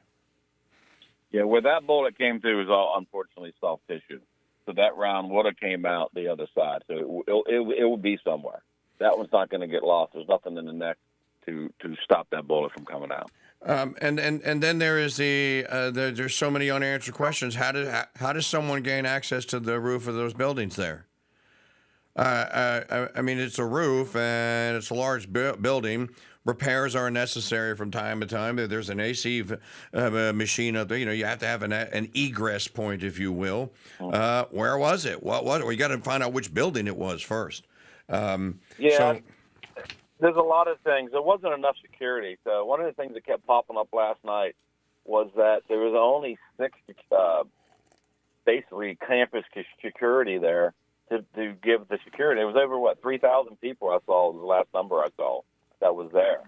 And unfortunately, I mean, you can see in the sloppiness of the investigation, let's be honest, the campus police are not set up to do murder scenes and investigations. That's right. Now, I don't know how, to be honest with you, Mike, I understand your point about all them people being witness, and you're 100% right, but I don't know how you would have been able to control those people from running in fear. No, well, you would have to have had a larger, or you would have to have no one in, no one out, except through these turnstiles. Correct, and unfortunately, a Trump event. No one in, no one out. There's only 2 ways you're getting in here, left and right. Yeah. And there's only 2 ways you're getting out, left or right. I know that. Yeah, Charlie's whole point is, I don't think that's how he did his shows. And this is the one thing that I really loved about Charlie, was that Charlie met you on the battlefield of ideas. Yep. And his point was to go to the places in which we know that these young kids are being indoctrinated and challenge their thought, which I think is exactly where the fight needs to be. If there's the proverbial fight, because first of all, after this, you're going to hear all day long and in days to come about how we need to pick our guns up. Anybody that says that, just stay the hell away from me. I don't even want you around me, because that's mad thought. So we don't match our enemy by going out and performing the same tasks as they're going to do. It's already rumblings of that yesterday. But Charlie would meet you on the battlefield of ideas and challenge your thought. I think that's where the magic needs to happen. Yeah, but Joe, I'm just going to have to sort of like disagree with you there, buddy. That's okay, buddy. And I'm not for picking the guns up, but you're dealing with an enemy now that doesn't want to debate you. They want to kill you. There's a big difference if you had people that are willing participants, and we're out of time. Joe, thank you very much, brother. We'll talk to you, or if you want to hold on, you can. All right, buddy. No, I got to go and work here, but I have been the show. Okay, man. Up, I'll call back. We'll see you tonight. Love you, man. Okay, bud. Love you too, bud. Mosier as they pick apart the greatest parody songs of all time and the hits they were based on. It's Album Autopsy, exclusively on the Crusade Channel. Live talk and podcast radio the way it should be, and doesn't disappoint your mother. The Crusade Channel and the slaves of the Immaculate Heart of Mary's Sisters present the Saint of the Day. Hello, Crusaders. This is Sister Maria Philomena with your Saint of the Day. September 11th, Saint Paphnutius, who died in the year 356. He was a noble bishop from Egypt. He took part in the Council of Nicaea in 325 to defend the divinity of Jesus against the Arian heretics. Under the Emperor Galerius, he was tortured for the Catholic faith. One of his eyes was plucked out and one of his legs mutilated. Later, St. Paphnutius became a monk and a great friend and associate of St. Anthony of the Desert, and was consecrated a bishop in the Upper Thebaid in Egypt. St. Paphnutius, pray for us. It is also the feast of St. Jean-Gabriel Perbois. He died in 1840, was the first martyr of China. His martyrdom is said to have resembled the Passion of our Lord. He joined the congregation of the Mission, the Vincentians, at the age of 16, where he was later a seminary professor and director of novices. After years of pleading to go to the missions, he was sent to China. He wrote to his father, "If we have to suffer martyrdom, it would be a great grace given us by God." 3 years later, a persecution of Christians erupted in China. Jean-Gabriel was betrayed by one of his own converts, mocked, hung up by his thumbs, and beaten so severely that his poor body was one great bleeding wound. He was finally condemned to strangulation on a cross. When his martyrdom began, black clouds blotted out the sun, and as he rendered his soul to God, a luminous cross lit up the sky. Saint Jean-Gabriel Perbois, pray for us. Thank you for joining us for this brief summary of the lives of today's saints. Tomorrow's feast is the Holy Name of Mary. To access all of our Saint of the Day recordings as podcasts, head to crusadechannel.com/saints. You can learn more about our sisters in the building of our convent by visiting stphilomenaconvent.org. I'm Sister Maria Philomena, and until next time, God bless and Mary keep you. So what does the 3 F's and Free Farm Friday stand for? Well, I just told you that, but did you know the why of the return to the land that Free Farm Friday is all about is explained so well in book form that even landlocked public transportation writing lives, if they knew about it, would be seeing some green acres. So check out The Church in Farming, The Church in the Land, The Guild State, and Durable Trades books, along with dozens of other related titles at shop.mikechurch.com. While Trump continues to try and make America great again by doing Mortal Kombat with the Clinton, Comey, and Clapper crime families. You forgot the... Nope, did not. And the King of Russia treason, the Obama father. Well, we'll always be there for you with the best live coverage and commentary in media on the Crusade Channel, our app, and always on crusadechannel.com. Live talk and podcast radio the way it should be. What's the difference between your average day late dollar short podcast and the Mike Church Show live? About the same as between the new Walker, Texas Homo and Walt Longmire.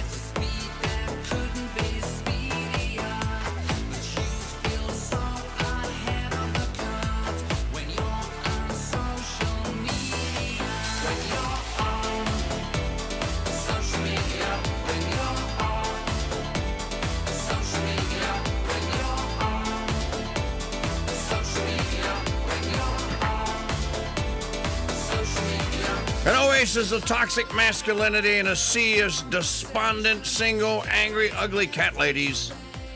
This is the Mike Church Show here, 34 years young, the fastest 3 hours in all of radio. I want to thank Joe Beaman for his candor. Tonight on the Thursday Night Throwdown, which we will have at 7 Eastern. I think I need to move it up an hour, though. 7 Eastern, 6 Central. What's that? Oh, no, we're recording Mom's Murders. We should be done by then. I'll give you all of you a time in the Signal chat room at the official Mike Church Show Signal. Since Vince in Pittsburgh is in the Arctic Circle and is not available and has one of the sweetest man caves, and he asked me to delay to do man caves till next week until he could be available. Tonight we're going to switch. I'm going to call it audible here. I'll be like a New Orleans Saint quarterback who's going to call a running play that's going to get stuff for 2-yard loss. What's the signal? Blue 80, right? If ever you hear Blue 80 and you're playing the Saints, it's off tackle right running play. Just know that. I'm calling Blue 80 greatest movie lines ever. And to give you an example, well, what counts? Anything counts as a movie line. You know, I used to do this on FM radio in New Orleans and in Miami, and I could get 50 calls an hour on the subject here. Here's a top 5, a couple that make the top 5 every time I ever did the show. And it'll be fun to do it tonight. You're going to need a bigger boat. You're going to need a bigger boat, a couple of times. I'll make him an offer I can't refuse. Marlon Brando, The Godfather. Another top 10. I'll be back. Schwarzenegger. That's a movie line. It doesn't have to be a monologue. Can be. Doesn't have to be 30 seconds long. So everyone has one, and there's no reason for you to not be able to get into the top 5 and the power rankings and bring 3 or 5 along with you. Some of you may be able to bring 10. So we'll do it tonight. Thursday Night Throwdown. Greatest or classic movie lines. We'll do that tonight. 844-527-8723. We didn't play the last question before Charlie Kirk was shot. Digital media file number 2. And we're going to play, there's a lot of media to get to here today. And we have 32 cuts on the cut sheet. Here is probably the last, well, no. This is the last thing Charlie Kirk ever said, tragically, before he was assassinated. Do you know how many transgender Americans have been mass shooters over the last 10 years? Too many. Okay.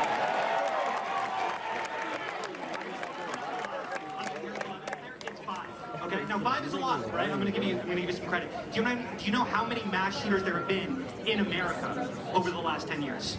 Counting or not counting gang violence? Great. Dead. Counting or not counting gang violence. The last words out of Charlie Kirk.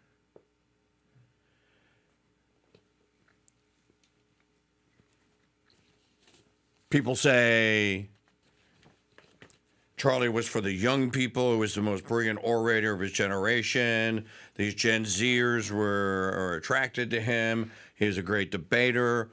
All true. All true. But so I have a little bit of different perspective on this because I wallow in some of these waters. I never got into the whole tit-for-tat debate thing. It's not my bag. I never started doing it. I was asked to do it, and I might have tried it once or twice. And I went, you know, it's not really what I liked.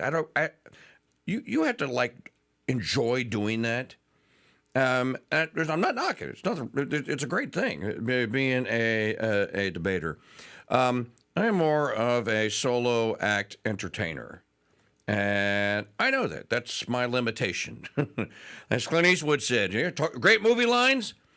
Man's got to know his limitations.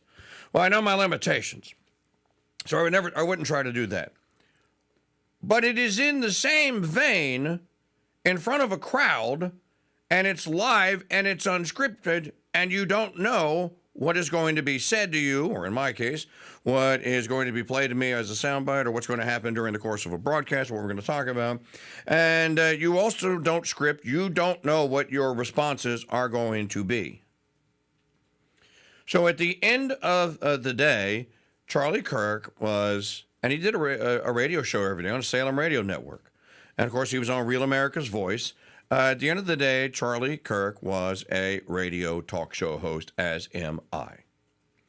Do I fear for my life after that? Well, I don't think I'm important enough of that Charlie was certainly motivating a lot of people in a decidedly pro-life direction. You know, one thing you say about Charlie, the man was pro-life. And however you wish to define it, that was Charlie.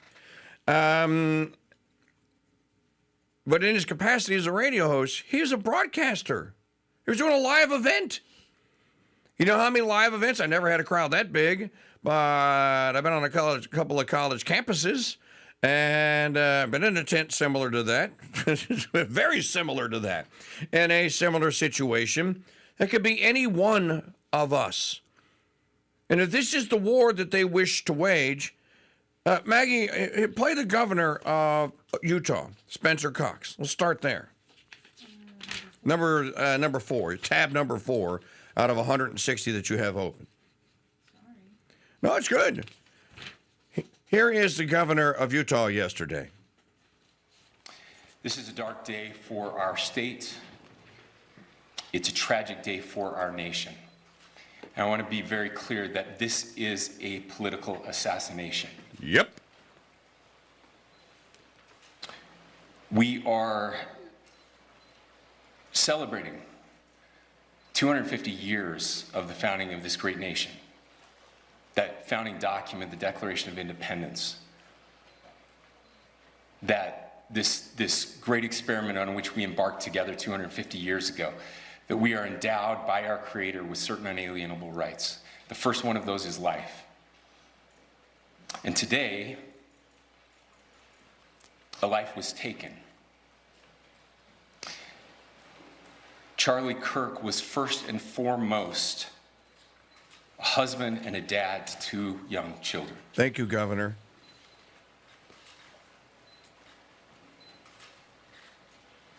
He was also very much politically involved, and that's why he was here on campus.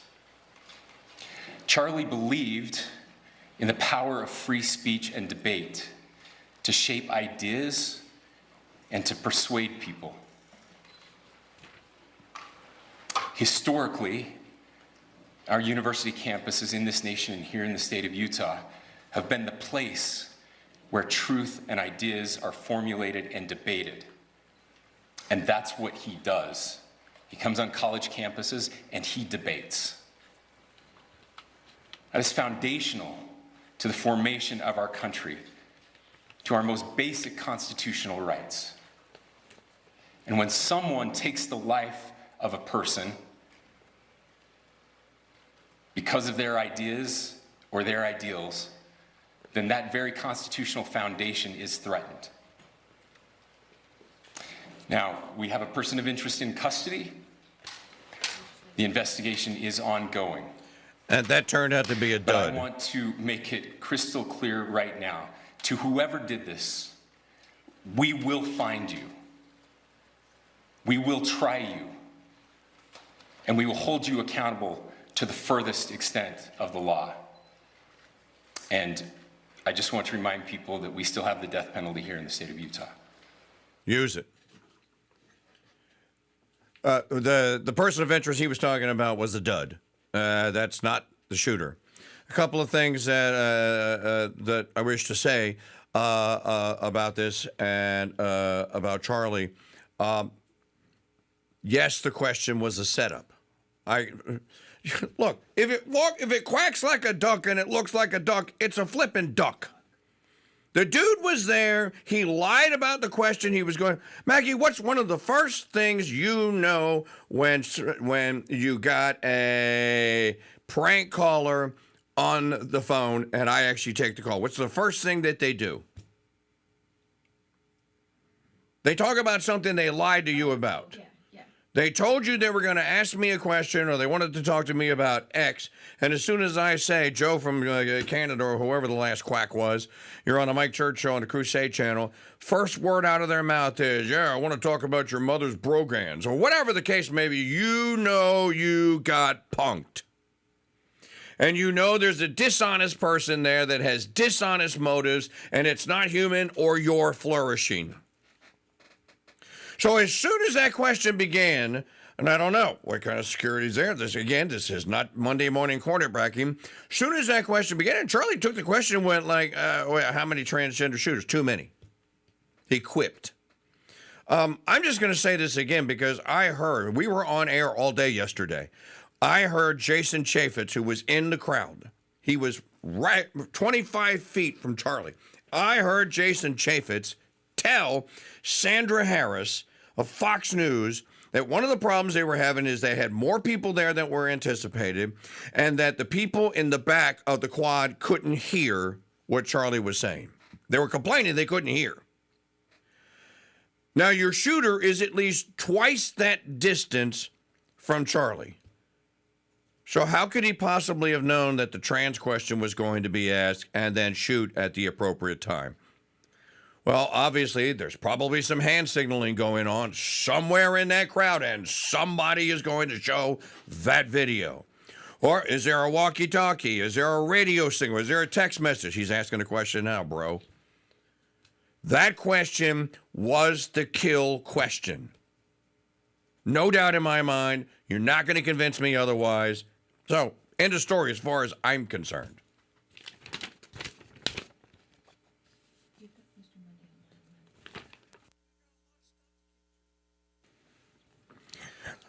One more, and then we can go to the phones real quick, and then we have Jay Arthur coming up next segment here. Okay, so everyone that is saying that, well, you know, they got Charlie, and you know, we have to meet. We have to turn the other cheek. No, we don't. No, we don't. No cheek turning. I'm not turning the other cheek. Cheek turning is you're guaranteed to lose. You will lose this fight.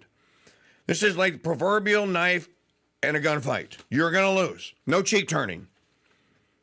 They have been lecturing us and projecting to us that they're going to kill us because they disagree with us, and now they're actually out killing people. So enough with the cheek turn. I'm not turning my cheek. I don't want to get shot at an event you invite me to speak at.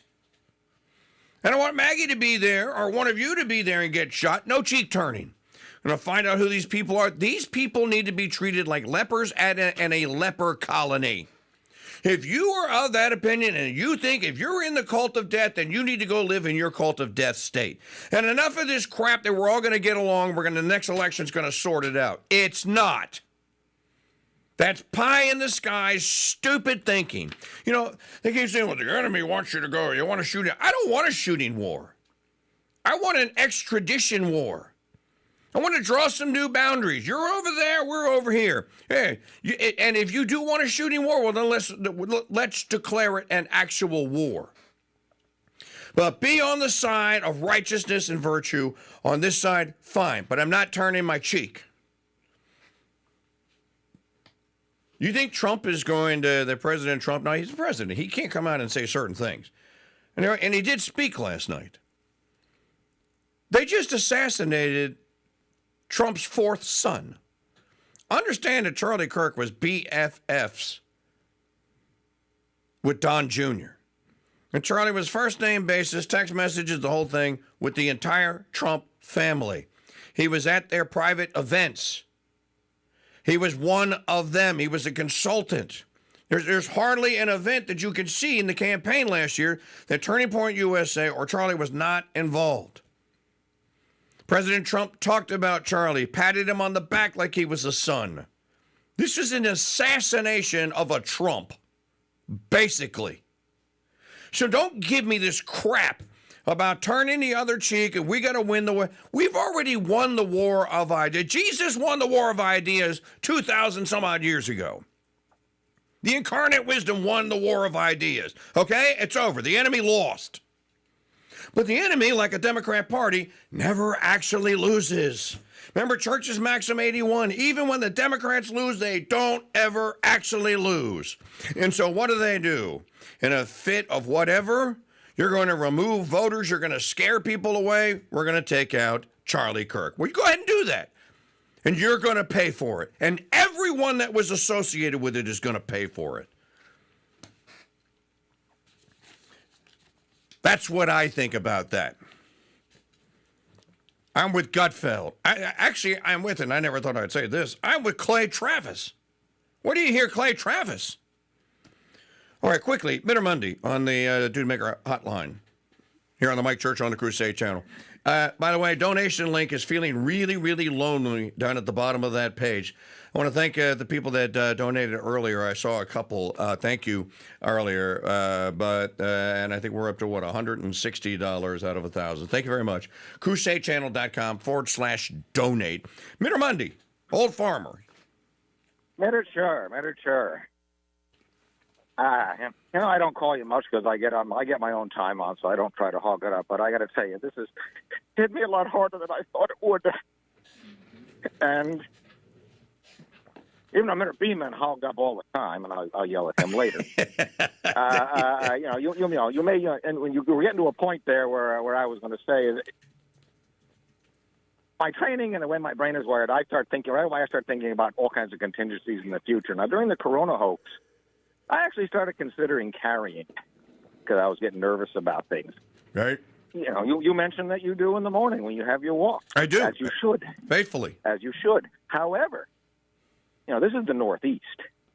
And, there's a lot of compromising, and I have some firearms. I have some very good concealable firearms.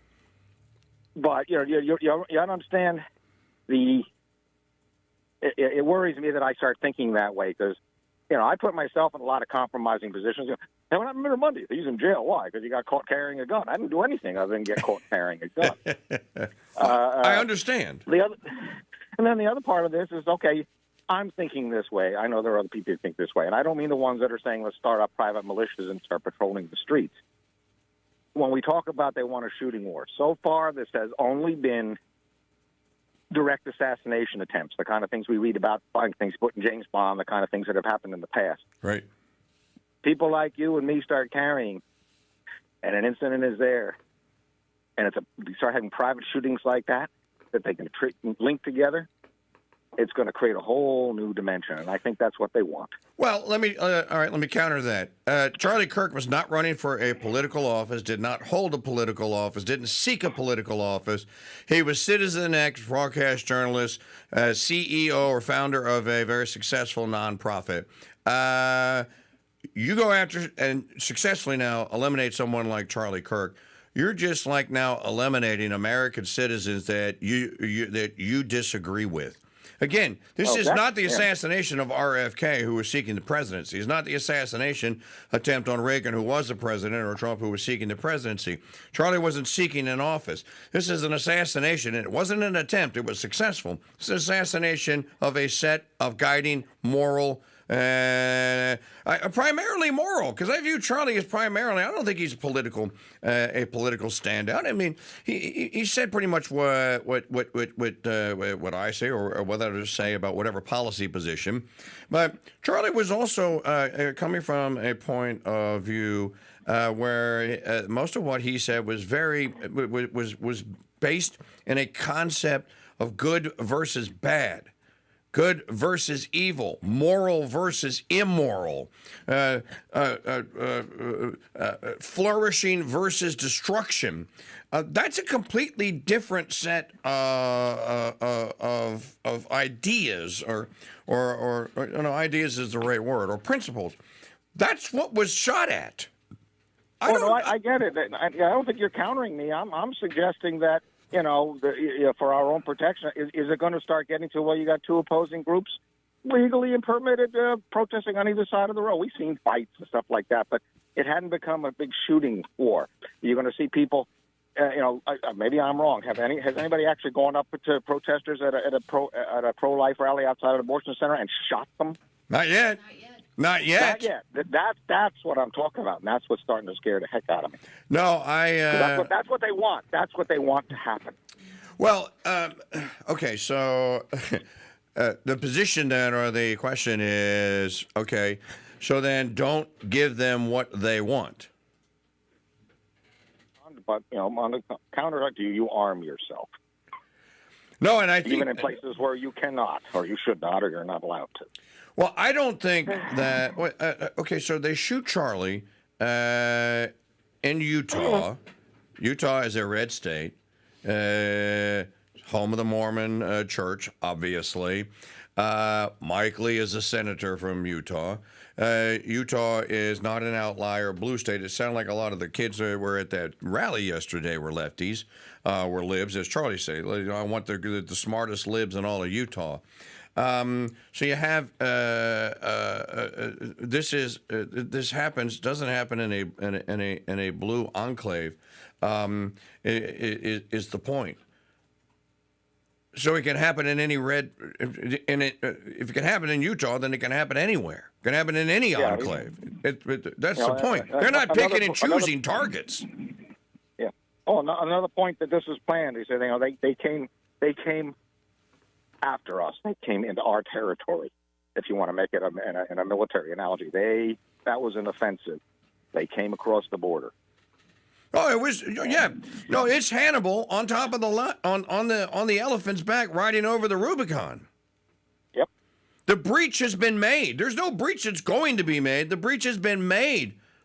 How do you punch back? How do you punch back? And look, we're not just talking about, all right, I think Magdalene's commentary yesterday was just so spot on. Here are the top 3 speakers in all of media in the United States today. Are you ready? Number 1, coming in at number 1, Donald John Trump. Coming in at number 2, Elon Musk. Coming in at number 3, Charlie Kirk. You just took out third in line in popularity and impact to Donald Trump, the president of the United States. Not only do you not get away with it, but whatever it is that you wish to start by doing that, well, I think that whatever the battle is, we got to find out who did it first. Battle ought to be joined. All right, Bitter Monday, we'll see you tonight. I got to go. We'll be right back. The WWE and the UFC for live talk radio Thursday Night Throwdown, hosted by you.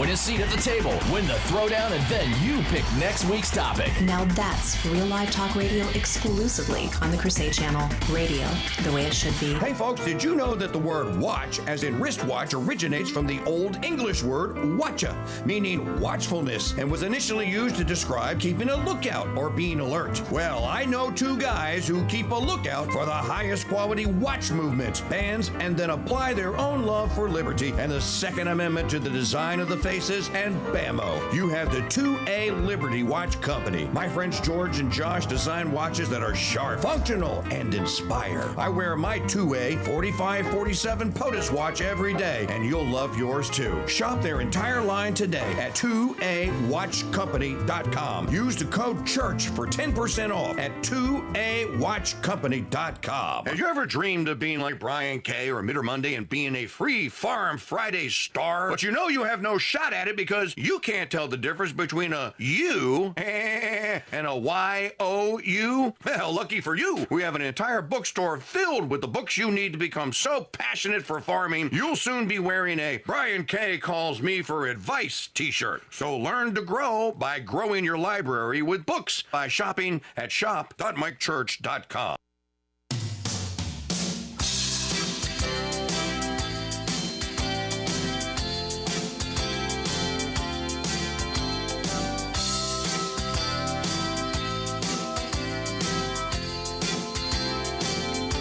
Broadcasting 50,000 kilowatts from atop the tallest radio tower on the planet. We are KRSD, the Crusade Channel, Madisonville. Well, it's what our call letters would be. Crusade Channel News. News you can trust. because the truth can be trusted. From the Crusade Channel news desk, here's Janet Huxley. Hello, Crusaders. Welcome to Thursday, September 11th, 2025. I'm Janet Huxley, reporting for the Crusade Channel news desk, live from the Dothan Farm and Ranch, south of Kansas City, Missouri. Today's newscast brought to you by Capuchin Holy Roast Coffee, a blend personally crafted by Mike Church, made from South American and Africa's finest gourmet coffee beans and roasted to perfection. Available in whole bean or ground. Pick up a bag or 6 today at shop.mikechurch.com. Here's what to listen for this hour. Charlie Kirk, Turning Point USA founder, dead at 31 after Utah campus shooting. Kirk assassination, person of interest released, and the gunman still at large, says the FBI. Dems and Republicans clash on House floor following a moment of silence for Kirk, and not so fast on reaching for those blue light filtering eyeglasses. Charlie Kirk, the founder of Turning Point USA and father of 2, is dead after being shot during a campus event at Utah Valley University yesterday. President Donald Trump confirmed his death in a post on Truth Social, saying, "The great and even legendary Charlie Kirk is dead. No one understood or had the heart of the youth in the United States of America better than Charlie. He was loved and admired by all, especially me, and now he is no longer with us," he said. "Melania and my sympathies go out to his beautiful wife Erica and family. Charlie, we love you." The president then addressed the nation last evening, saying, "This is a dark moment for America." Charlie Kirk's assassin remains at large after a person of interest previously was released from custody, marking the second individual to be detained and let go by police scrambling to find the conservative icon's killer. The subject in custody has been released after an interrogation by law enforcement. FBI Director Kash Patel shockingly announced last night, "Our investigation continues and we will continue to release information in interest of transparency." A moment of silence for Charlie Kirk on the House floor yesterday devolved into a shouting match after a Republican representative demanded a prayer be said out loud as lawmakers stood silently in a mostly filled House of Representatives chamber during a moment of silence. Colorado Republican Representative Lauren Boebert demanded a spoken prayer. Lawmakers obliged for several seconds before returning to regular order. However, once that started to happen, Boebert spoke up. "Silent prayers get silent results," she said. She could also be heard asking for a prayer to be said out loud. Well, her comments resulted in shouts from the Democrats, of course. Our quote of the day: "To love God as he ought to be loved, we must be detached from all temporal love." St. Peter Claver, and coming up, our Saints of the Day. You're listening to Crusade Channel News. When most people hear the word coffee, they conjure up visions of a ceramic mug in the palm of both hands and a woman slowly sipping. This isn't a Folgers commercial. It's for Capuchin Holy Roast, and here's how I take mine. With a dash of vanilla, a pinch of cinnamon, a spoonful of honey, and lots of heavy cream. Add some ice, shake, and then enjoy, while knowing that's $6 the libs at Starbucks can't spend to ruin my life and yours. Cappuccino Holy Roast in whole bean or grind is available at shop.mychurch.com. On August 4th, the Crusade Channel will launch Crusade Channel 4.0, and you'll see why. What in the world? Sorry, I was hanging up the new Mike Church 4.0 sign. 4.0? When did they even have a 3.0? Am I missing something here? Buckle up, Speed Demon, because you'll soon discover why Crusade Channel 4.0 roars like the muscle car of media. Rooming past the competition with 0 emissions of boredom exclusively on CrusadeChannel.com. Our saints of the day are brothers who were servants in the house of St. Philip. Saints Protas and Hyacinth were Christian martyrs during the persecution of Emperor Valerian from about 257 to 259 AD. Traditionally thought to be Romans, they were servants in the house of St. Philip who were arrested and executed for being Christians. The main source for details on their martyrdoms, their acts, is considered very unreliable, although the relics of St. Hyacinth, known to be entirely authentic, were found in 1845 in the cemetery of St. Basila, Rome. Not so fast on those blue light filtering eyeglasses. There is essentially no serious scientific evidence that blue light filtering lenses meaningfully reduce eye strain or improve sleep, said Dr. James Kelly, founder of Kelly Vision, which has offices in Manhattan and Long Island, as told the New York Post. The American Academy of Ophthalmology, of which I am a long-standing member, likewise doesn't recommend them for eye strain relief. There is no real proof that blue light from digital screens causes long-term eye damage or disease, Kelly said, but some evidence indicates that this light can disrupt your sleep cycle by suppressing the hormone melatonin. Blue light glasses, on the other hand, which became popular in the 2000s and very fashionable during the COVID-19 pandemic, feature specialized lenses designed to filter or block blue light.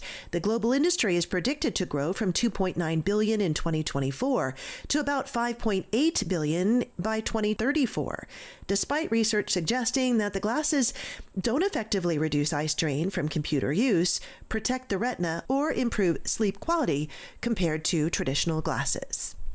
I'm Janet Huxley for the Crusade Channel, seeking news and finding truth. It's the WWE and the UFC for live talk radio Thursday Night Throwdown, hosted by you. Win a seat at the table, win the throwdown, and then you pick next week's topic. Now that's real live talk radio exclusively on the Crusade Channel. Radio the way it should be. The Mike Church Show, serving the hard liquor of truth to men who want to get drunk fast. Since 1992.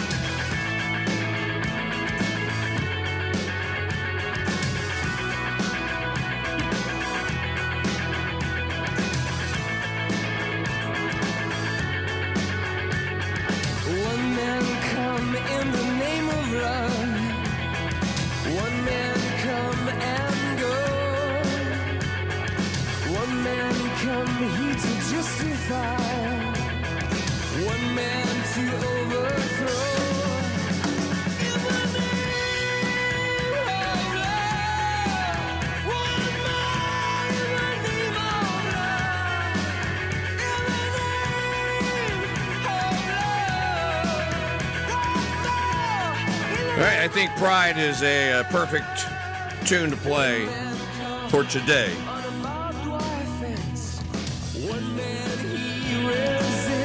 There's a ceremony going on right now at the Pentagon. President Trump is there. Seated across from him is Pete Hegseth. Seated next to President Trump is Melania. We're supposed to have a FBI press conference here any moment. I would imagine that they're not going to have the FBI come out and say anything about the assassination of Charlie Kirk at the time that POTUS is at the dais and is speaking. So the earlier report of a 9 a.m. or 10 a.m. Eastern time start, I think was probably, or 9 a.m. Eastern time, 8 Central, probably did not take that into account. So if you're wondering, where's the FBI report? Well, I'm sure it's coming, but it's not here yet. And we don't have anything to add to the discussion other than what we have been talking about with our coverage here, which began yesterday at 2 p.m., of the assassination of Charlie Kirk. And, of course, as you know, we have been talking about it. And hopefully, for those of you that have been listening, we have been able to add some coverage or some of what I think is missing from a lot of how it's covered, some perspective as we try to wade through this. And I just want to repeat again, because Jay Arthur's on the line. I want him to hear this. This is not a Kennedy assassination. And now, not directly. We don't know we'll never know why JFK, because they won't tell us, even with all the files released. You can guess why RFK, and as Bobby Kennedy said yesterday on his Twitter, as someone that is intimately aware of assassinations of outspoken people, I just want to say I'm praying for Erica and the kids. I think that was a good and appropriate sentiment. And as I was saying, and I'm going to go to a soundbite, and then Arthur Bloom, top 3 voices in the United States, if you roll in all TV and social media. Trump number 1, Musk number 2, Charlie Kirk number 3. Charlie has been removed. And again, let's go ahead and let me make sure I got the right window open here. And Jay Arthur, good morning, sir. How are you? Oh, wait a minute. Hold on. A case of the stupids again. There we go. Testing. No, I got you. I got you. No. Okay, very good. Yeah, the stupid DJ has left the building. Well, if we could start with a spoonful of sugar. I was out walking on Saturday, and I came across a baby squirrel that had been kicked out of out of his nest, and so it's about 7 or 8 weeks, and I'm taking care of a baby squirrel now, and he's getting much fatter and much healthier, and I'm going to see if he's going to be able to be on his own over the winter, or I think one of my other plans might be to get a wildlife rehab permit and try to keep him for a little while. So I've there's a baby squirrel here in Mordor that I'm taking care of. Well, I'd give you a line from the Big Lebowski about keeping marmots inside the city limits. And what are you, a park ranger now, Arthur? No, I was just worried about the little guy. I mean, I put my hand down and he climbed right up into it and started nibbling on my fingers. And so I thought, there's just no way I can let this guy go. And so my daughter has been having a blast playing with this squirrel, and she's very, very maternal towards it. We'll kind of put it on her shoulder and stuff, and gets very happy when the squirrel crawls all over her. You're right. That is a great way to start with a spoon of sugar. I want to play for you, and I want the audience to hear. And I believe that I'm going to go on record here that this is the first Clay Travis soundbite that I have ever played in the history of my adult life. But I think it's a good one, and I think that the emotion is correct. Who is that? I'm not sure. Go ahead. Yeah, go ahead, Maggie. I am tired of hearing people say, like Barack Obama did, like Hillary Clinton did, oh, we condemn this violence. Guess what? You can't call the President of the United States for 10 years Adolf Hitler. And you can't say that he's a fascist dictator. And you can't say that anyone who voted for Trump or advocated for him, like you, me, Riley, and Charlie Kirk, are Nazis. And then when someone tries to kill us, you can't suddenly say, oh, we condemn this violence. You caused it. Look at me right now. You caused this. When you tell people that someone is Hitler, you are telling crazy people, go kill them. And I am sick of pretending that that is anything other than what they're doing. That guy in West Palm Beach, what did he say? He was killing Trump because he believed Trump was Hitler. This is what they do, all right? This left-wing violence, it's out of control. And Charlie Kirk bore the brunt of that left-wing violence. And guess what? But for the twist of his head at the last minute, Donald Trump's head would have been blown off on live television. And that is intentional. They are lighting fires and then claiming, oh, what do you know? There's a fire there. They're doing it on purpose. MSNBC, Sean, you watch this. They were live on the air saying, one of their guys said, they put out a PR statement. He said, well, Charlie Kirk was riddled basically with hate. And when you put hate out into the world, this kind of thing happens. Oh, tough break. You get shot and killed even though you're completely innocent and all you're doing is making arguments for the betterment of the country. Tough break for your young daughter. Tough break for your son, for your lovely wife that will never get the opportunity to see you grow old with them. I am so angry. And I understand everybody out there says, well, we have to tamp down the anger. I'm not willing to do that right now because I get angrier the more I think about Maggie, thank you. this, That's Arthur. I'm going to shock you, but I agree with Clay Travis. And I was just saying before this hour, at the end of the last hour here, don't feed me. I don't want to hear turn my cheek. I'm not doing this, especially since as a broadcaster. I was within 30 feet of Charlie at Turning Point USA Student Action Summit. He was from me across my living room right there speaking. Now, if that would have been the day that assassin had chosen to take Charlie out, I was in the line of fire. A missed shot could have been Mike Church, could have been my buddy Jim Mosier sitting next to me, could have been one of my guys, could have been Maggie.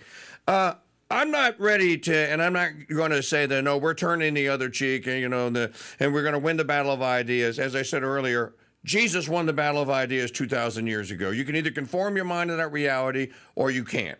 Those people don't want to conform their mind to that reality. That's where we are, and they're not going to. Either they're going to, we're almost like we're amongst Muslims now. Either you convert or you get the sword.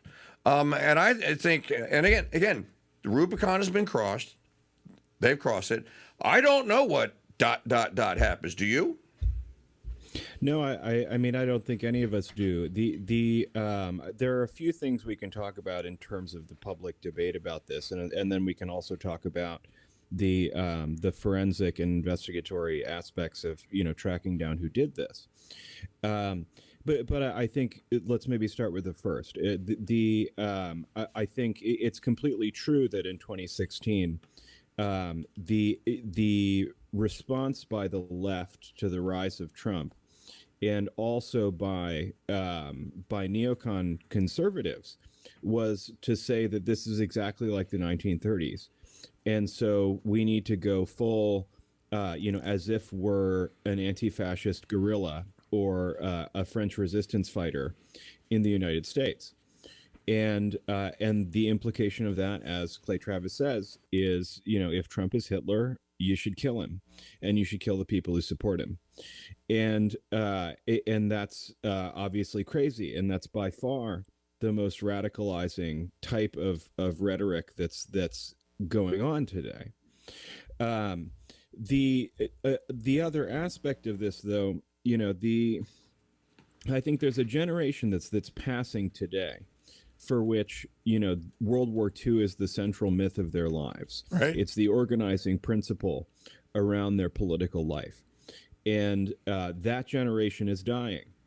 And a lot of the younger generation are looking for moral exemplars and political controversies, these sorts of things that don't come from the last century. They maybe come from a few centuries before that. And so, and then there's also, I think, third we might talk about is, I think men in general look at the Democratic Party and the left, and they see an environment that's deeply uncongenial to them. And so what they often do is just wash their hands of it and go someplace else. And so what this has left left-wing spaces with is a total absence of anybody who has even a healthy amount or expression of testosterone. And so when they see somebody on television who does have that, they freak out and they say, "Oh, is this guy Hitler?" And that's it's completely removed from what's sort of like natural to human beings. These are sort of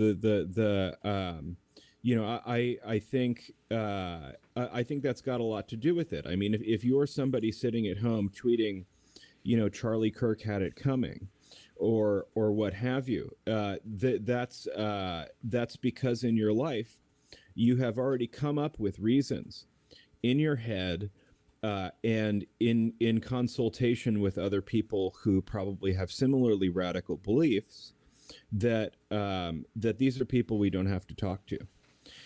And I think in the Obama era, because of the assist that they had from technology and all of the various kind of schemes by which they attempted to manage the voting public, it was assumed that none of the actual face-to-face debating, which is, it's a part of any democratic society. It's part of how parliaments work. It's part of how your town meeting works. That's right. It's part of how your board of zoning appeals works. It's contentious, and there was the imagination that democracy is just this sort of abstraction that Obama's going to take care of for you with his wizard data people.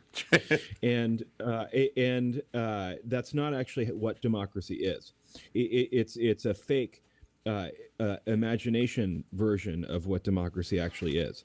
And so when you see Charlie Kirk out there who's actually debating people, you may not agree with his views, but what he's doing is actually necessary to the process. And of course, all of these Democratic voters, Charlie Kirk, the one who's actually engaging them on a one-to-one level, that's of course what they hate, because democracy to them is not actually something that's real. It's not something that they participate in other than going to the ballot box. Democracy to them, Arthur, is winning and ruling. Right. That's what it is, winning and ruling. It's an abstraction. I want to go back to the 1930s real quick with you. Do you know the name Giuseppe Zangara? That's the guy who tried to assassinate FDR. Is that correct? Boom. Yes, that is the guy that tried to assassinate FDR. For those of you that don't know, Giuseppe Zangara had a misfire. Roosevelt survived. He didn't fight at his trial. He said, no, I did it. Within 30 days, Giuseppe Zangara was tried, convicted, and electrocuted in Florida.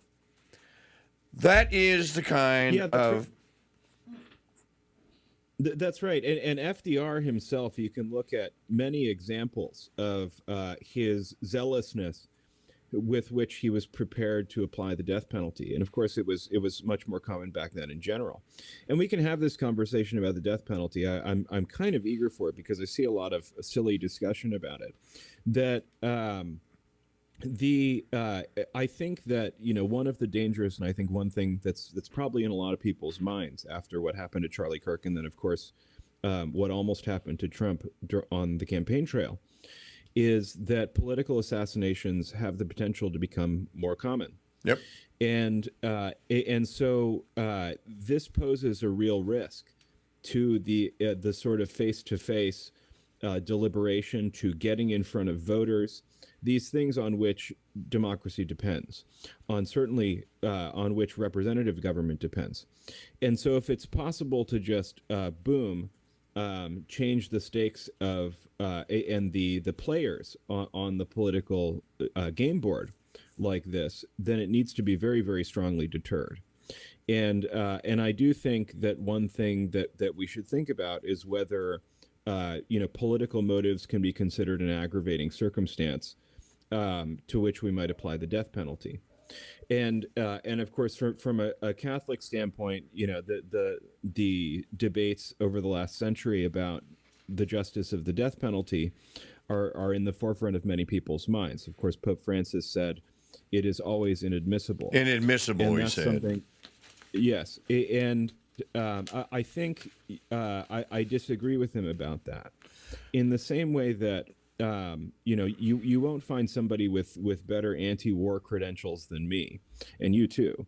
But when you go from that to discussing are all wars inadmissible, you're all of a sudden having a different discussion than the one you were having before.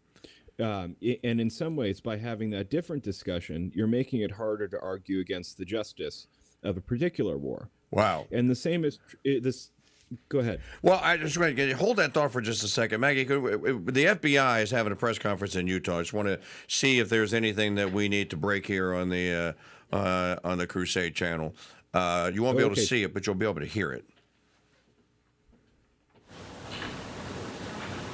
Just to recap yesterday's events, at around 12:20 p.m., political influencer Charlie Kirk was at Utah Valley University participating in a student-sponsored event with Turning Point USA. Charlie was shot at that event. He was transported to a local hospital where he later passed. Last night, his body was moved to the state office of the medical examiner. We will continue to facilitate movements to get him home today and with his family. Yesterday, during the investigative process, we located a couple of persons of interest. We interviewed those individuals, And after releasing them and after clearing them of being suspects, they face scrutiny, they face threats. We ask the public to be patient with the investigative process. These individuals were not suspects, they were people of interest. We ask that you do not impose into those people and that investigative process. They don't deserve that harassment for being subject to that. I'd like to thank all the investigators that are involved in this. They have worked around the clock, all day yesterday, through the night last night. Investigators from the State Bureau of Investigations, from county, from city agencies, the university, our federal partners with the FBI, the ATF, and many others. Those are just a few of the people that we have involved in this. I'd like to thank all of them for their strong work. Through all that work last night, we were able to make a few breakthroughs. We were able to track the movements of the shooter. Starting at 11:52 a.m., this subject arrived on campus, shortly away from campus. We have tracked his movements onto the campus, through the stairwells, up to the roof, across the roof to a shooting location. After the shooting, we were able to track his movements as he moved to the other side of the building, jumped off of the building, and fled off of the campus and into a neighborhood. Our investigators have worked through those neighborhoods, contacting anybody they can with doorbell cameras, witnesses, and have thoroughly worked through those communities, trying to identify any leads. We do have good video footage of this individual. We are not going to release that at this time. Oh, Kyle We're Seraphin working will. through some technologies and some ways to identify this individual. If we are unsuccessful, we will reach out to you as the media and we will push that publicly to help us identify them. But we are confident in our abilities right now, and we would like to move forward in a manner that keeps everyone safe and moves this process appropriately. Last night I communicated with Erica. The family's devastated. As a commissioner of public safety, as a father, as a husband, I can only imagine what that family's going through. The heinous event that happened yesterday is not Utah. This is not what we're known for. Over the past several weeks, we've seen this state come together to help families in mourning, come together as a community to show what Utah is known for a state of character, of service, of camaraderie, of a neighboring feel. We will not stand for what happened yesterday. We are exhausting every lead. We have every officer invested in this, every investigator, every local agency. The outpouring of support from the law enforcement community has been astounding. We are investing everything we have into this, and we will catch this individual. Having walked through the crime scene, through the hallways of this school, through the classrooms, I can't imagine what the people on scene felt as well. A horrific event where some of them barricaded in classrooms, some of them ran in fear. Can't overstate the tragedy and the horrific event that yesterday was, and how we will work to bring to justice the actions of one individual or any other individuals that assisted in that. Our state has gone through a lot, and we will come out successful. With that, I'll turn the time over to Special Agent Bowles. Charge. I understand that they actually found the weapon. Good morning. This is the My name is FBI Robert speaking. Bowles, and I am the special agent in charge of the Salt Lake field office. Following yesterday's tragic shooting of Charlie Kirk, FBI agents have been working around the clock in coordination with our law enforcement partners.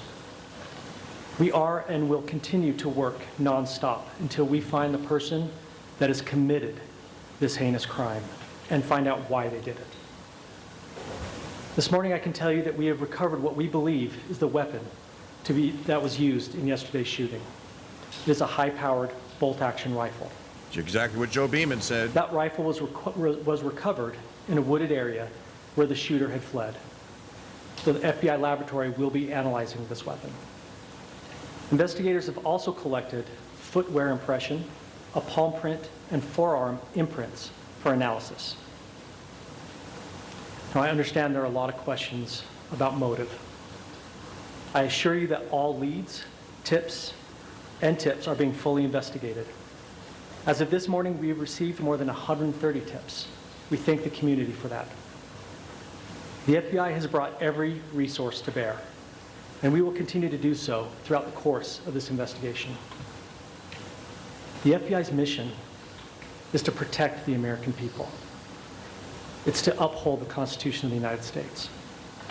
Any attack on the First Amendment is an attack on the very foundation of our democracy. That is why we will relentlessly pursue this case and the shooter until we find him. We also continue to grieve with the family and the community. It's our community.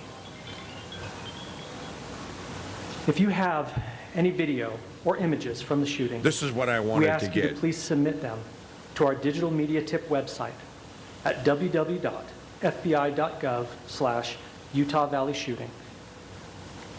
You can also call the FBI at 1-800-CALL-FBI. We truly rely on the public's help in these types of cases, and no tip is too small or insignificant. Thank you. All right, J. Arthur, hold that thought. Folks, a lot to process there. We're going to take a quick time out, which I just skipped through. We'll be right back in 2 minutes, 30 seconds here on the Crusade Channel and the Mike Church Show. Again, our live continuing coverage of the assassination of Charlie Kirk will continue. Silk feather. Ma'am, what would you like to drink? Oh, I'll take the Dom Perignon, of course. Ah, the lady has taste. And you, sir? I'll just take the Diet Coke. Oh, dear. You know, what I miss about the good old days before social media and AI ruined everything? Let me guess. No fat people outside of the circus, and Ozempic was the name of a demon in C.S. Lewis story, right? Well, yeah. But besides that, classic radio shows with actors and actual stories. Well, lucky for the human race, the Crusade Channel is rolling over 900 episodes of a show called Suspense. Tweak your mystery-solving muscles over lunch and catch episodes of Suspense, weekdays noon till 2 on the Crusade Channel. Live talk and classic radio the way it should be. I like my version of suspense. Hey! Doesn't work without me. Hello, Crusaders. I'm Janet Huxley at the Crusade Channel News Desk with your Crusade Crucials for Thursday, September 11th, 2025. This report brought to you by Capuchin Holy Roast Coffee, a blend personally crafted by Mike Church, made from South American and Africa's finest gourmet coffee beans and roasted to perfection. Available in whole bean or ground. Pick up a bag or 6 today at shop.mikechurch.com. In the market report, the Dow was down 0.48%, but the S&P rose a little, 0.30%, and NASDAQ was up slightly, 0.03%.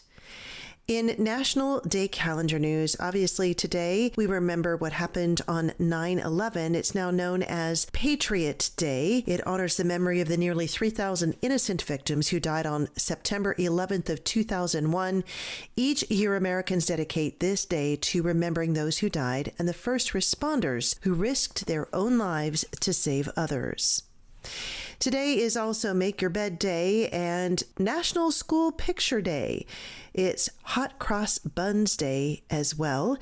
Hot cross buns are traditionally eaten at the end of Lent in many historically Christian countries.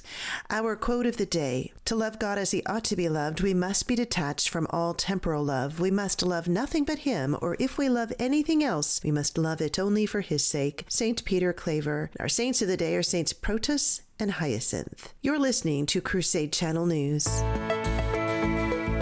This is a pixel. I'm Groot. Now, if you put a couple of million of these guys together, you can make a sentence on an LED screen.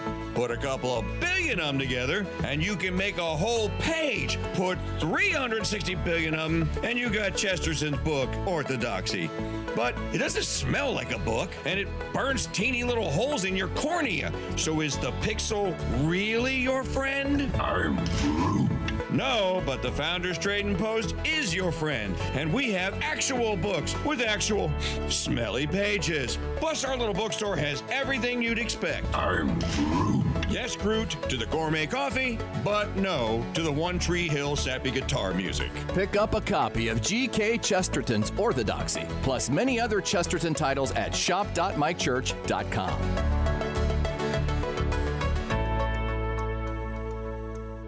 Now, in our 9th year, Crusade Channel News is simply the best daily newscast on all of radio. News that informs and inspires and doesn't destroy any critical thinking brain cells. Catch it at 6, 8, and 3 p.m. on the Crusade Channel, our app, and always on crusadechannel.com. Live talk and news radio. The way it should be.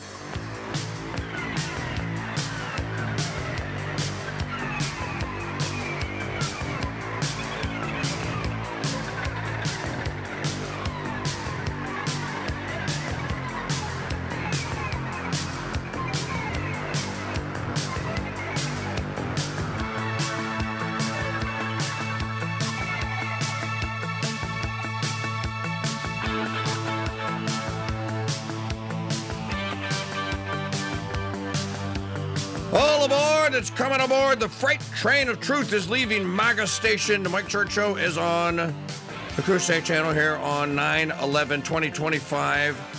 And, of course, as we continue to mourn our colleague Charlie Kirk, who was assassinated yesterday, we got a little bit out of this press conference here from the FBI and from the Utah State Public, I guess that's the Public Service Commission.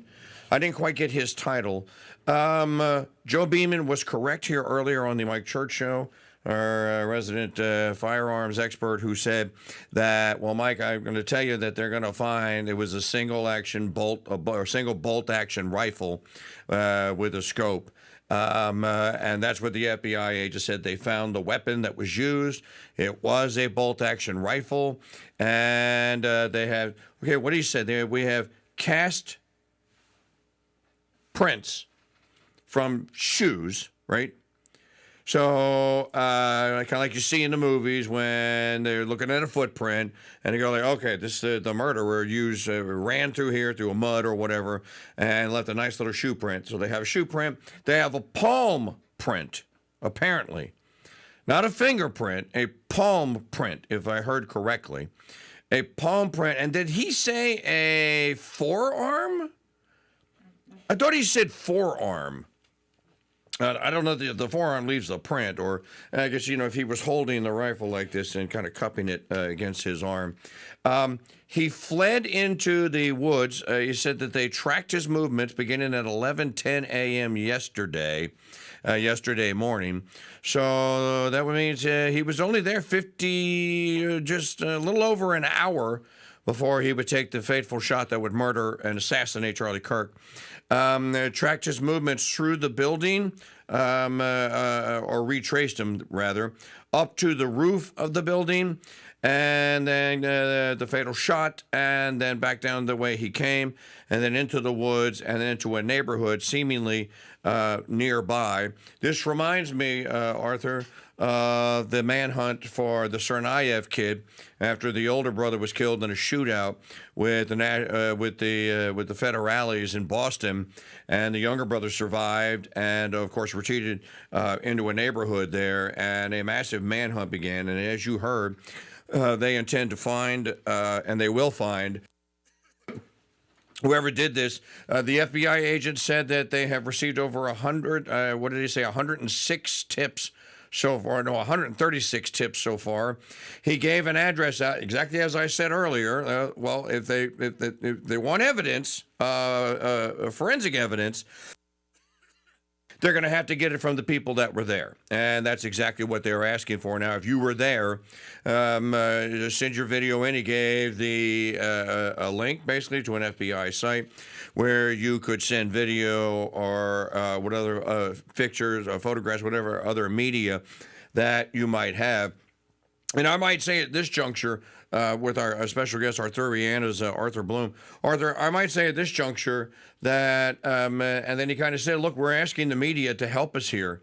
If the left-hard media ever wants to be righteous again and to proceed from a point of view of actual dignity, and maybe even pursue the craft that some of them might have gotten into media or to broadcasting for, you would go with this round the clock. The FBI is looking for the assassin of Charlie Kirk. You can help if you were there. If you have any information, call this number or go to this website. That's what any responsible media entity, including this one, and I just did it, would do. We'll see if that actually happens. You hold out any hope?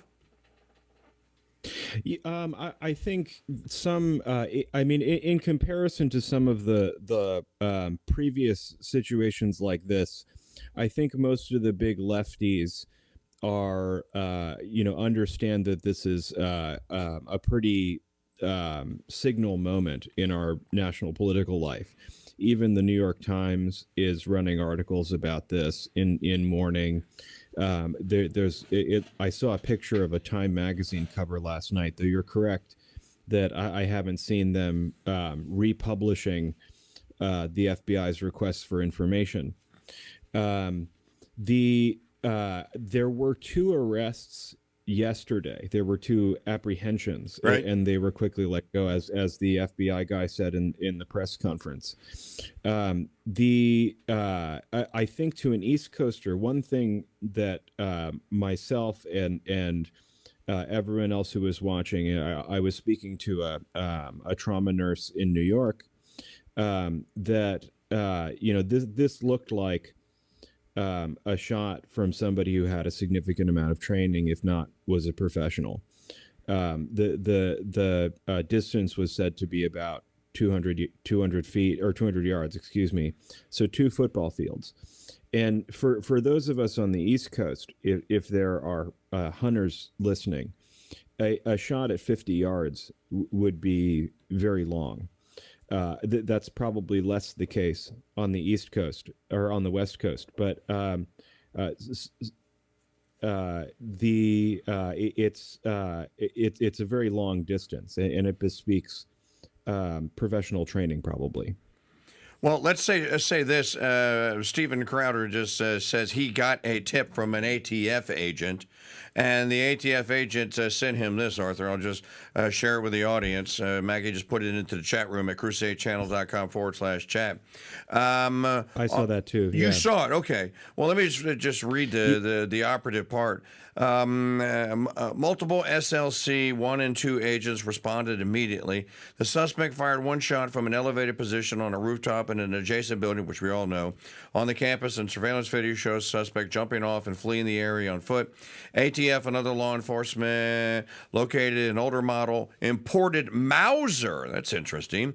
30-06, as we would call it, .30-06 if you want the actual the digits there. Caliber bolt-action rifle wrapped in a towel in a wooded area near the campus. The location of the firearm appears to match the suspect's route of travel. The spent cartridge was still chambered in addition to the 3 unspent rounds at the top fed magazine.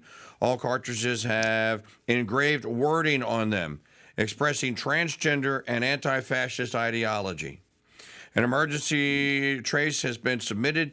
An ATF SLC is working leads generated by the trace. The firearm and ammunition have been taken by the FBI for DNA analysis and fingerprint impressions. Upon completion of forensics, the firearm will be disassembled for additional importer information. I think he meant important. Multiple people of interest have been contacted or detained because of eyewitness testimony and review of video footage. The primary suspect is yet to be identified.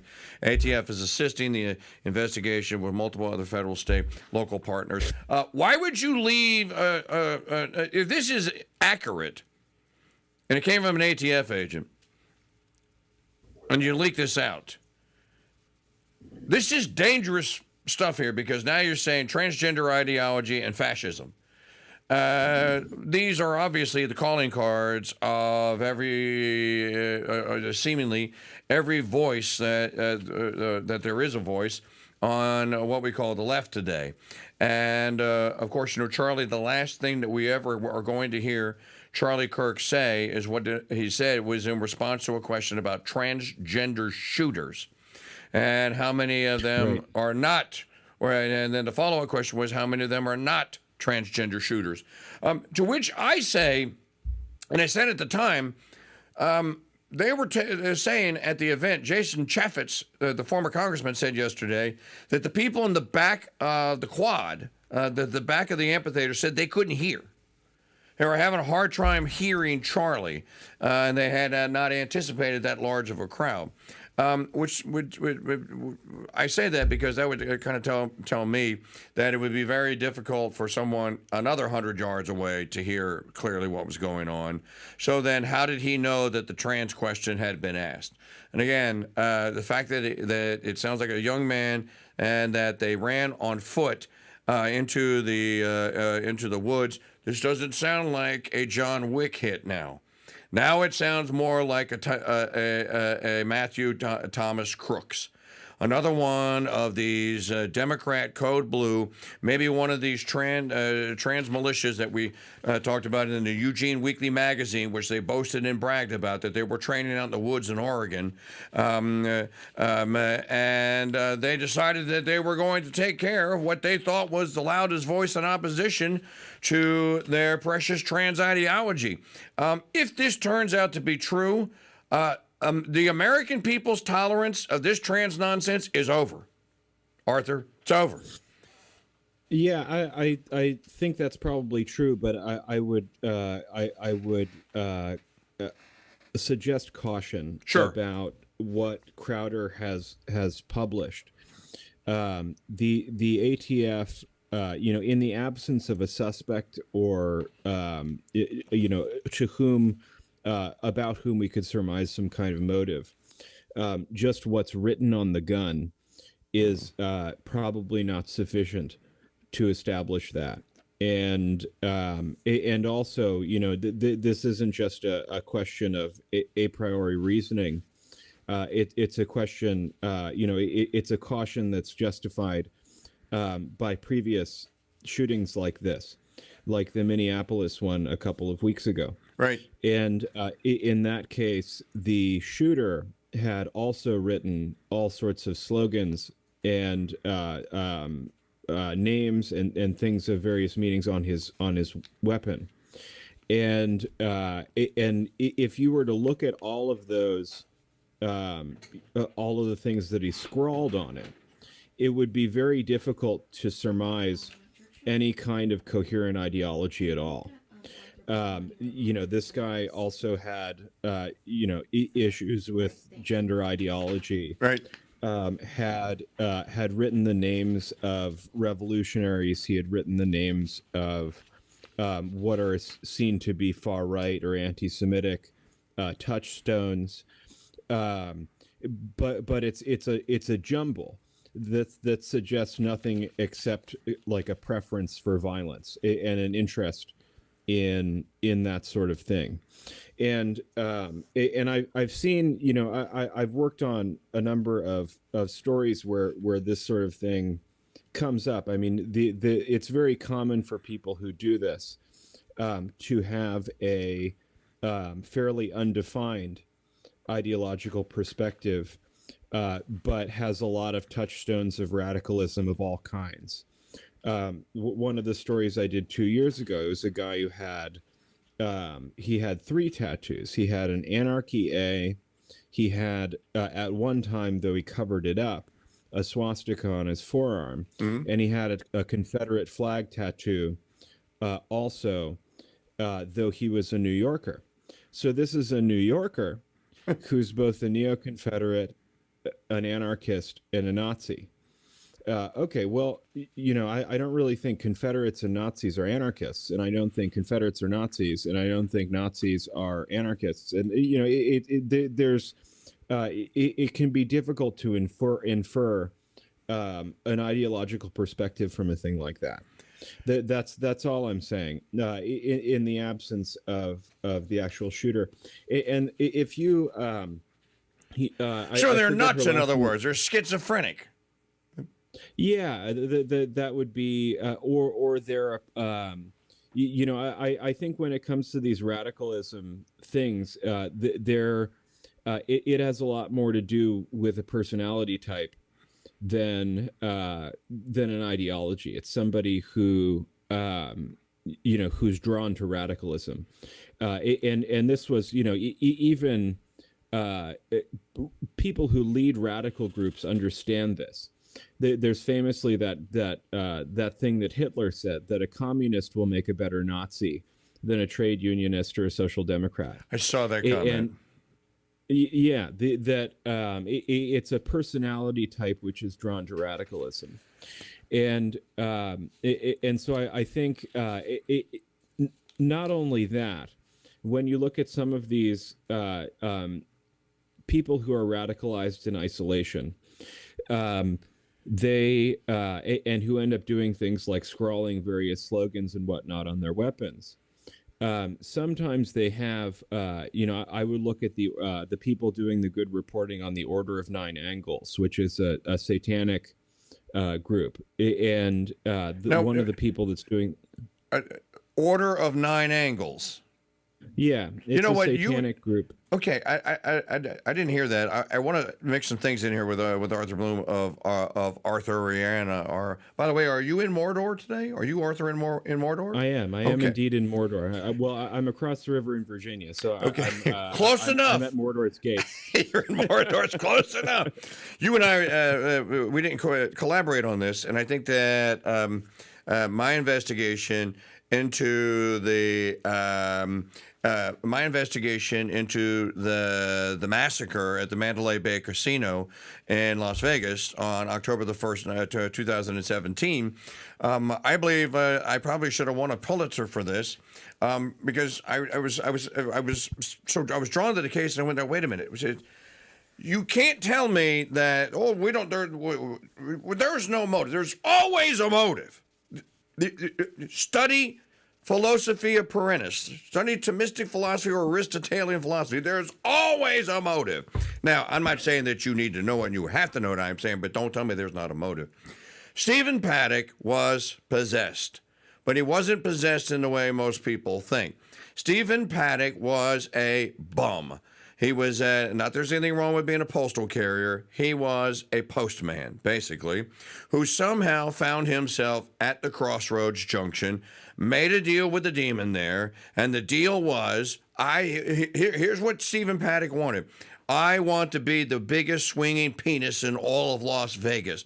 I want to go and fly there on my own private plane. I want to stay in the penthouse suites. I want to gamble with hundreds of thousands of dollars at a time. And I want you, and I want all of it. And I will give you my soul in exchange for that. To which the demon replied, well, that's not good enough. I can make all that happen, but I don't just want you. You owe me 56 others. And then Paddock went, well, how am I supposed to do that? Don't worry, we'll take care of it. Just say yes. And Paddock agreed to the deal. How do we know that Mike Church's research and that this is actually what happened? Well, number one, the girlfriend who said he would wake up almost every night screaming, oh my God, what have I done? What have I done? The circumstantial evidence of him getting into elevators when he was transporting weapons and ammunition around, and all of a sudden the video feeds go out. The videos they should have had of him at the stores where he was buying the weapons and the ammo don't show in detail, and they have strange, fuzzy, they go bzz, bzz, bzz, and then there are other, the rest of the day, the cameras function perfectly. How did he get all of that into the service elevator, and no one saw him make 30-some-odd trips in the service elevator to bring all that stuff? No way. No, he had preternatural assistance. So I say this as prelude to what you just said about these people and the dark arts. Do not discount the Jezebel headline.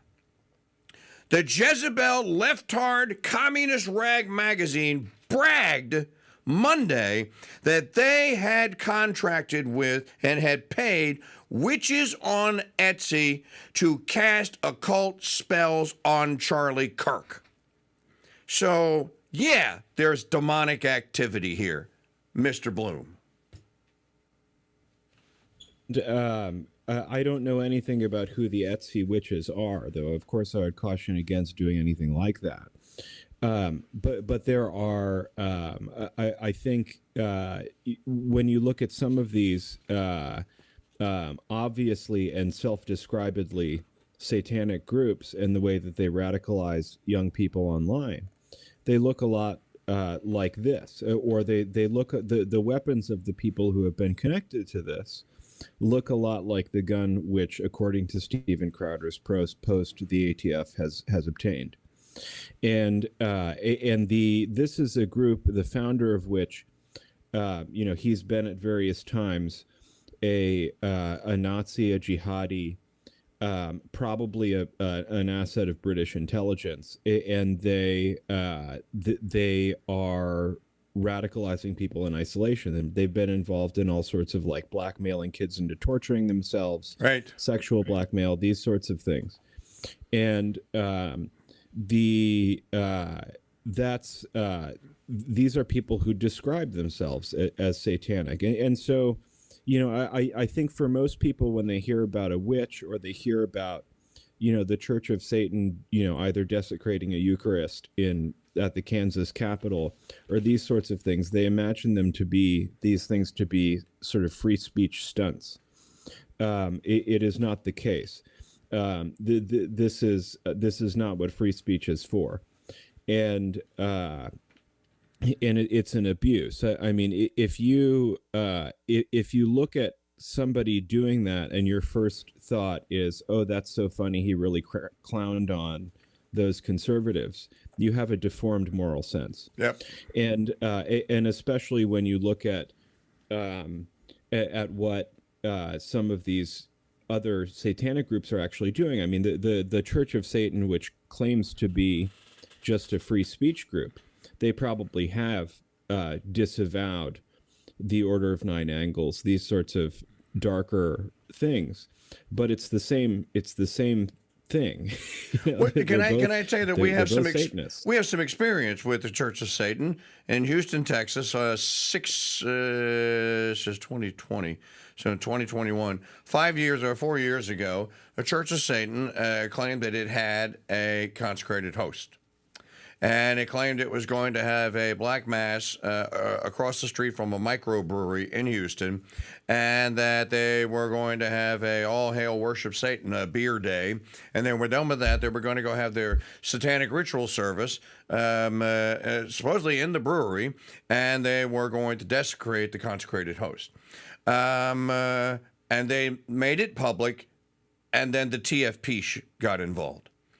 When tradition, family, and property, when the TFP gets involved, you get young men that have basically, and they don't have to do this, have turned their life over to a life, they commit to a life of basically a celibacy, and to the order that Plenio Correa Joliveira founded the TFP, and they become TFP guys. I know a lot of them. I love them. I love them all. They're all we see them at church. I might go to a church in Lake Charles, I'll see one of them. I'll go to a church in Lafayette, I'll see one of them. I'll go to my Latin Mass in New Orleans at St. Patrick's, and I'll see Mr. Kelso or some one of them there.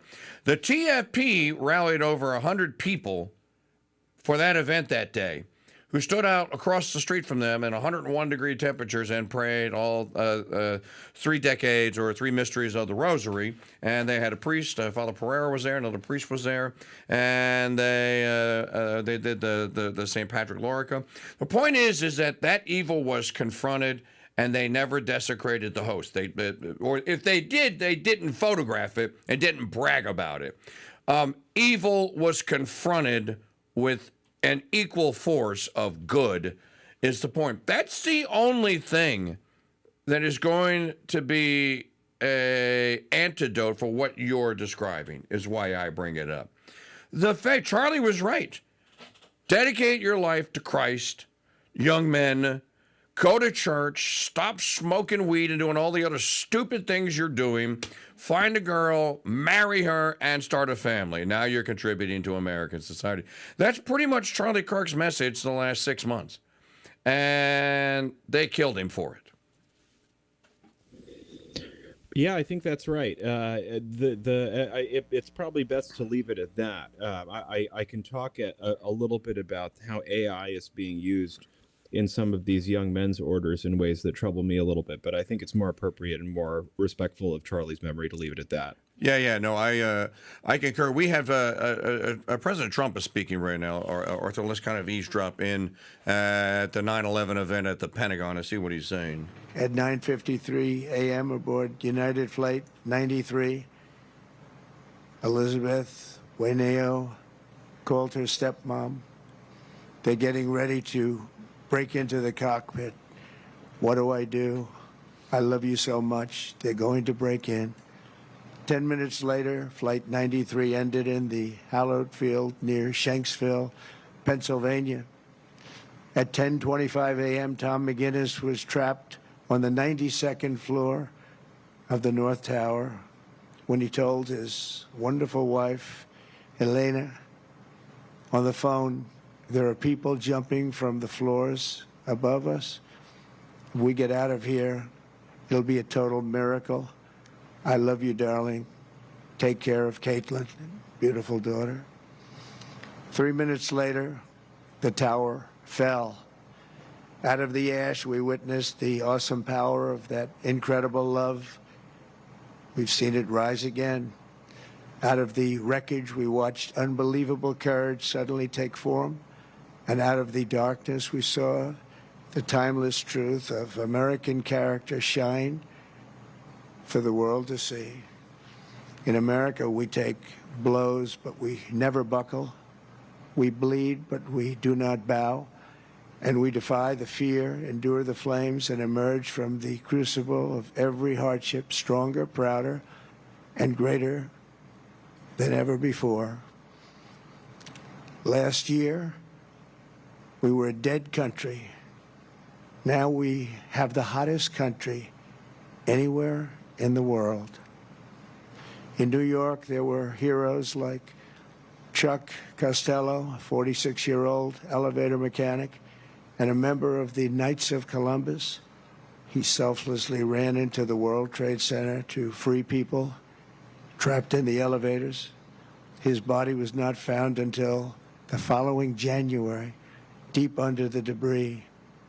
While going through his belongings, Chuck's widow, Mary, a phenomenal woman, discovered a personal prayer written in his own words. Hey, we can look forward to the highlights of this. I'll just say what I usually say, Arthur, and I'm going to let you get back to what I know is a busy day of covering all this stuff. What I usually say about Trump at this point in time is, people, it's Trump. They're going to say what they're going to say about it. You like him or you hate him. So if you're a hater today, it's a big day. You'll pile on and say this, that, and the other. I will say this about President Trump. And the story was never told until 2012 when Rudy Giuliani told it. People don't know. You know those trucks that we're seeing going in and out of Ground Zero? And we're hauling off the wreckage, and we're trying to, for 5 days, they were looking for survivors. Do you know who paid for most of that? Trump. Was it Trump? Oh, it absolutely was Trump. There was a fund that was established for the survivors of the firefighters that were killed in the building that day. It was done in coordination with the city of New York and the mayor's office, which was Rudy Giuliani at the time. Every one of those children that survived their daddies that were killed on 9/11 in one of those towers went to any school they wanted to and didn't worry about the tuition. Do you know who paid for it? Trump. President Trump. Trump. So I don't want to hear your crap today about Trump this and Trump that. I don't want to hear it. As a matter of fact, I'm not going to hear it. And if I see it, I'm going to nuke it. You can keep it to yourself, and you can come back and you can bash him tomorrow. So my point in that is President Trump is a great American. He's not perfect. If he's in collusion with whatever he's doing in Gaza, okay, man, look, I oppose it. I think it's the worst thing humanly possible that you could do. But he did do that for those families. And you know what? And Giuliani said, Arthur, he said this. He goes, this is after he dropped out of the race in 2012. He conceded to Romney and he dropped out. He said, it happened in 2015, I'm sorry, when Trump announced. He said He told me he swore me to secrecy. He said he didn't want anyone to ever know that he did that. Except the families are the only ones that knew that money for those kids was coming from Trump International, basically, and from President Trump. So there are many stories of Trump doing this and that and the other for people, and that's just one of them. And I think that, on a day, just give the guy a break. Charlie's dead. He was Trump. As I said, this is like the fourth Trump son. It's hard to find a picture at a TPUSA event when Donald Trump is not there. I was there in Detroit. I saw Trump speak 100 feet away from me at the People's Convention. Who introduced him? Charlie. Who was there waiting for him when his speech was over to greet him off the stage? Charlie. This is like killing a Trump. So I think we can leave the Trump bashing for another day, and I think we can leave the second guessing of the Charlie Kirk for another day. The people that, and I don't think that this is a singular act, the people that are responsible for the assassination, and it is a political assassination for Charlie Kirk, need to pay for it. And they should pay for it like the assassin, like FDR's assassin did. It ought to be, it ought to be certain that that's the perp, and if it is, then justice ought to be swift. So I imagine that, are you going to be working an angle on this story? Not unless I've got some new information. I think it's I've been talking to a number of people in the last day. If there's some sort of new angle, then perhaps. I mean, it feels a little bit. Yeah, I mean, there's the question of what happens to TPUSA and the $100 million bank account.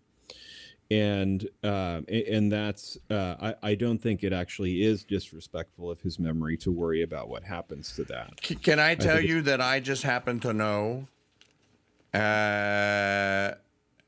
Don't ask me my source, but I'll tell you privately. I'll send you a message. Can I tell you that I just happen to know that Turning Point USA notched a deal in the last 60 days for a massive contribution, probably one of the biggest ones ever. It's so large, it's basically an endowment that will fund TPUSA activities through 2028. They're already funded. Great.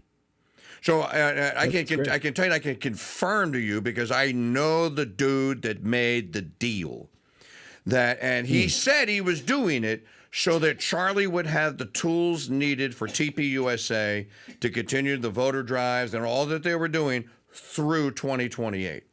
So it would be interesting to see, though, does someone step in? You can't replace a Charlie. There's no replacing a Charlie Kirk. He's a wonderful, beautiful human being, a great speaker. As I said earlier, Arthur, that was never my bag.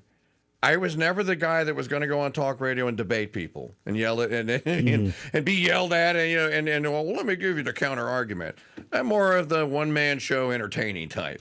And I like to talk to people like Arthur, because it makes my job easier, because I'll let him do the heavy thinking when he's on. But I think that is, and I agree with you, that's not disrespectful to talk about TPUSA, because there are literally millions of people involved. And the future. And I don't think Trump is elected without Charlie.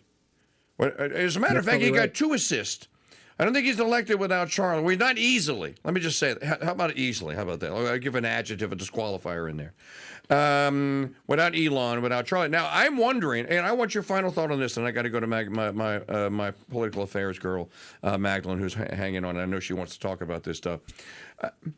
Elon comes out the day of July 13, 2024, when Trump survives the assassination attempt. Elon comes out and said, I'm endorsing Donald Trump for president. The Doge movement basically is born that day, and Elon throws all in. We all know the story.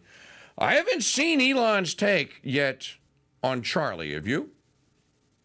I've not. I think he's put out a couple of tweets and talking about left-wing violence. I mean, that's one of the new kicks he's on. I think as we all sort of expected would happen, he's being corralled back into the Trump orbit. I mean, he doesn't really have a choice.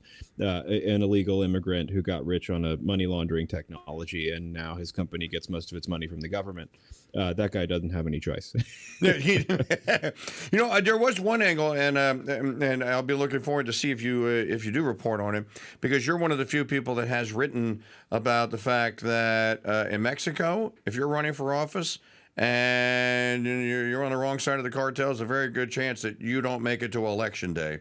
In Germany, if you are in opposition to the militant pro-immigration, pro-Muslim party, and you are finding success in local elections, there's a very good chance you don't make it to election day and a larger election. So there are assassins out there killing people purely out of political motivation. You've reported on it. We've talked about it. Yeah.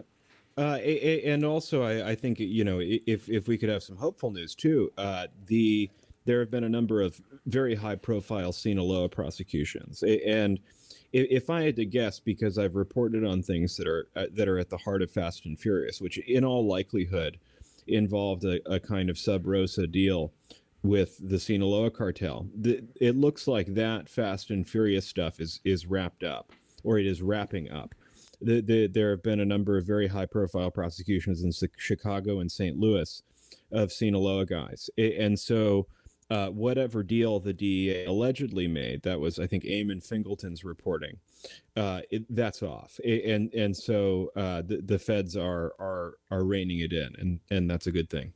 Good. We'll stay on the story. Arthur Bloom, you can find him Arthuriana on Substack. That's Arthuriana on Substack. All right, brother. Great being with you today. Thank you so much. We'll see you in 2 weeks. Talk soon. Bye-bye. All right, brother. Always good to talk to Jay Arthur. I'm just watching now what is going on. We are now back live on with the 9/11, and they're doing the reading of the names of those that died, and they do that every 9/11. Maggie, we have lots of sound bites to play, and I'm sure that we can get to some of them. Is Magdalene there? Magdalene Rose, our political affairs contributor. Magdalene, where should we start here today? Did you see the Gutfeld comment? I did. I saw the Gutfeld and the Jesse Waters and all the Fox News responses. And now, Maggie, it's pretty much the last thing that Gutfeld says, right? Yes. So if we make it all the way up to the last sentence, we don't have to play the F-bomb. Actually, his last sentence. It is the last. So we can play it all the way up to the last sentence, and then your fertile imagination can... Play the whole thing. All right, Maggie says, okay, so... that's exactly how I... Ladies and gentlemen, the soundbite is 39 seconds long. I don't want to be blamed for scandalizing and brutalizing the ears of children. I don't want to be called reckless and careless and irresponsible and all the other things that will get said after we do this. But I think in the moment here, I wish to play this soundbite as it happened, not as I wish it to have happened. So if you have children and you're listening, then it is 9:12. Maggie, I'm going to count you down. It's coming up at 9:13 a.m. You need to come back at 9:14. In 3, 2, 1. Yeah, I know that it's somewhat object of mockery to say thoughts and prayers, but thoughts and prayers for his family. And they need it from all of us. And Jesse's right. If they could do this, they are capable of anything. I think that was the message. I believe that was the message. It's really hard to radicalize Republicans. Yeah. You know, it's like we're not the radical type. But if you thought that you were going to shut a movement down, you're going to get a rude awakening. You woke us the fuck up.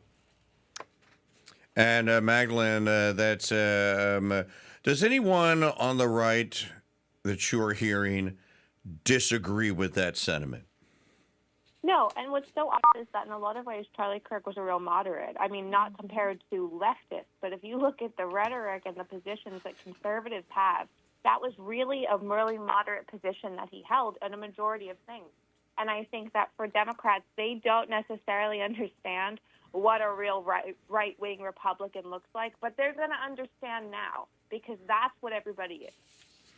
And of course, immediately after, people want to know, that didn't air. What was it? No, it aired. It aired. They were live. Fox News has a dump button. Trust me, in radio we call it a dump button. What is a dump button? There's a machine that cycles the audio.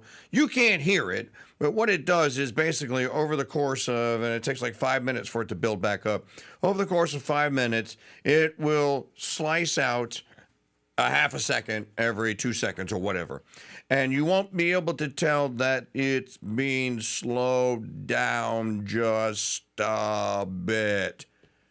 As it's doing that, it's building up a cache so that when it goes back to real time, the broadcast you hear, actually the voices that you hear, actually happened, whatever you set the dump to.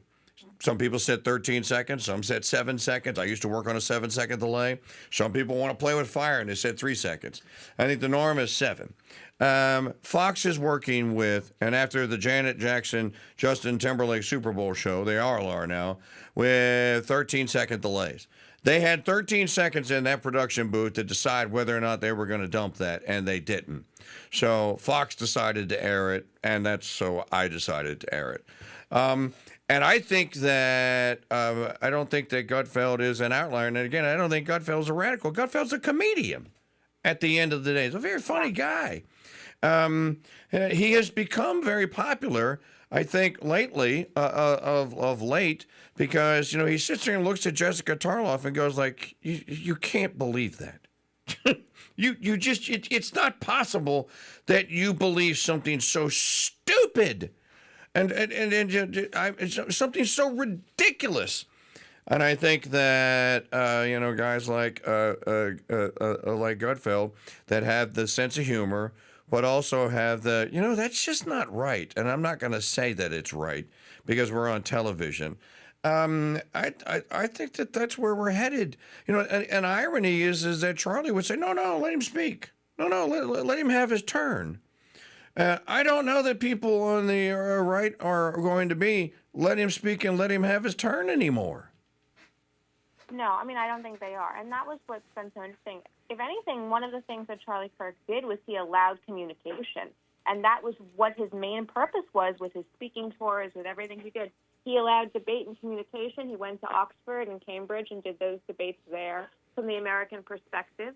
And that's something that I think that people don't really realize is that he was a proponent of that. He was not a shutdown discussion kind of guy. There are conservative commentators in that vein. He wasn't one of them. Him and Ben Shapiro sort of lead the way on constant debate. And I think now, if you look at what young conservatives are saying, and I've had messages from people I've known my entire time in politics who I always thought were much more moderate than me or even more moderate than that, and they're all radicalized now. They all feel that it is a time where we cannot simply say both sides perpetuate violence, both sides that, and yet it's always our people that get shot. It's always Steve Scalise, it's Charlie Kirk, it's Donald Trump. And I think the idea that because some Democrats in American history have also been targeted, that they're on equal footing with what we're going through right now is a disgusting comparison.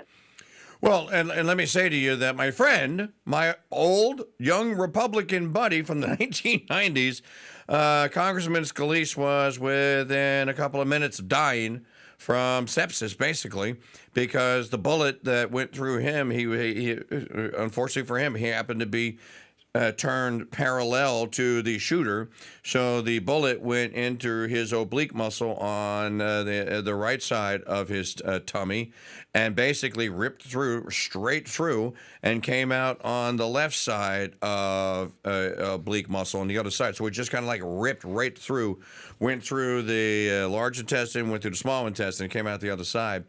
Any surgeon or any doctor listening knows, well, what's in the large intestine? Stuff that's going to give you an E. coli infection and kill you. So it was a miracle that Scalise survived. That lunatic, had he not been taken out, that guy might have mowed down the entire congressional baseball team. Yeah. And that's what the truth of this is. They come after Republicans. This is not a both sides issue. Just because Democrats decades ago or 10 years ago were targeted politically. That doesn't mean that they're going through this. We don't have Republicans sniping people. That's not happening. And on the other side of that, with school shootings as well, if we're going to talk about gun control and violence, Republicans aren't committing school shootings en masse. That isn't happening. The last two major ones were done by transgender people targeting Christian institutions for young children. You're going to tell me that that's going to be both sides? It's not both sides. Now, let's talk about what she's saying here, and that a Rubicon has been crossed. Charlie Kirk was the epitome of, no, let the other guy talk. No, let's hear him out. Let's hear him out. Okay, yeah, we heard you out. You're an idiot. And here's why. Because he was willing to listen, and Charlie was also not one of these, what's the word? He wasn't a sycophant. Does everyone understand the word sycophant? He wasn't a Trump sycophant. I heard him say things that, no, I think the president's wrong about this. I try very hard, even though some of you constantly accuse me of it in my own Signal chat group. I am not a Trump sycophant. As a matter of fact, I think Trump is wrong in more instances than I think that he is right. But I'm not going to sit here and be intellectually or be dishonest to the point where I'm just going to say throw the entire baby out, bath water and all. He's bad, and I'm done. When some good thing does happen, I'm going to refuse to admit it, and instead I'm going to look for the darkness therein. I don't even think that that's very Christian. I don't think you're supposed to look for the darkness in everything. And some people seem to think that people like me are. But I try not I try to call the spade a proverbial spade. And if someone has a particular issue where you can show me, provide me my tape and show me where I homered for Trump on something that I fundamentally disagree with and know that it's wrong. If you show me that, I will publicly denounce myself and apologize, because I don't think it has happened here. I don't think a guy like Charlie Kirk was a sycophant in that manner, in that mold either. And I think he was very much his own man and his own guy. And as I said, in the last 6 months, if you listen to Charlie was basically saying, even one of the last pictures he posted on Instagram with his little girl, or with his little boy holding his little boy in front of in the desert, was God, family, country, in that, and then he's period in that order. That's not a MAGA sycophant. Now, there are people that do say God, family, country. They may get it wrong. They may go country, family, God. Charlie Kirk said God, family, country in that order. That's the correct order. That is not something that a sycophant says. That's something that a man that is genuinely, maybe he was becoming a bit myopic and seeing that, no, I need to try and lead these young men to Jesus, to religion, to the faith, to family, to tradition, to marriage. And of course, that is the antithesis, Magdalene, the antithesis of the entire LGBTQ++ and the trans movements. It is the exact opposite. So, yeah, I will not be surprised to find that his murderer is one of them. Not at all. No. As a matter of fact, I expect to find it. Well, and I think that the issue here is that the youngest people sort of in politics are going to become the most extreme on both sides now. And one of the things that people didn't want to hear over and over again was that Charlie Kirk, in a lot of ways, was sort of the least you had to worry about if you're on the left. I mean, this is not somebody that was going to promote revolution. This wasn't somebody who was going to do any of those things. There are people on the left who do that. He wasn't one of them. He was very much just going to really continue talking to people. I mean, there were even times where young conservatives wanted him to go farther and wanted him to be more severe in things and to be more of a sycophant, and he wouldn't do it. So there was a lot of moderation in that. And I think one of two things will now happen with Turning Point. I mean, if it doesn't fall apart, if it can sort of survive, because there is an infighting and a level of nastiness in young conservative politics that is very real. But if it survives, I think Turning Point will move much more to the right. It will become a much less tolerant place for young conservatives, meaning that they're not going to be moderate. And honestly, if you're a young conservative right now, I don't think you have any business being a moderate. I don't really understand being a moderate young conservative. Nope. Because you've seen President Trump nearly assassinated, Charlie Kirk is assassinated, our people are shot at, Steve Scalise very nearly died. Democrats are the party of crazy, and they're the party of trying to put us in a place of oppression. And I love how Democrats with one mouth will say, we must disarm everybody, and then say, well, they kind of deserved it to be shot at because of what they were saying. They know what they're doing, and this is why a harder right young conservative world is necessary, in my opinion. Well, I think a harder right conservatism is what's going to, obviously, that's what's going to come out of this. Because, as you said, the Rubicon has now been crossed. The idea that we're going to have some kind of a dialogue and moderation is going to be the result of it. No, you crossed the Rubicon. You killed him. The chance for that is over.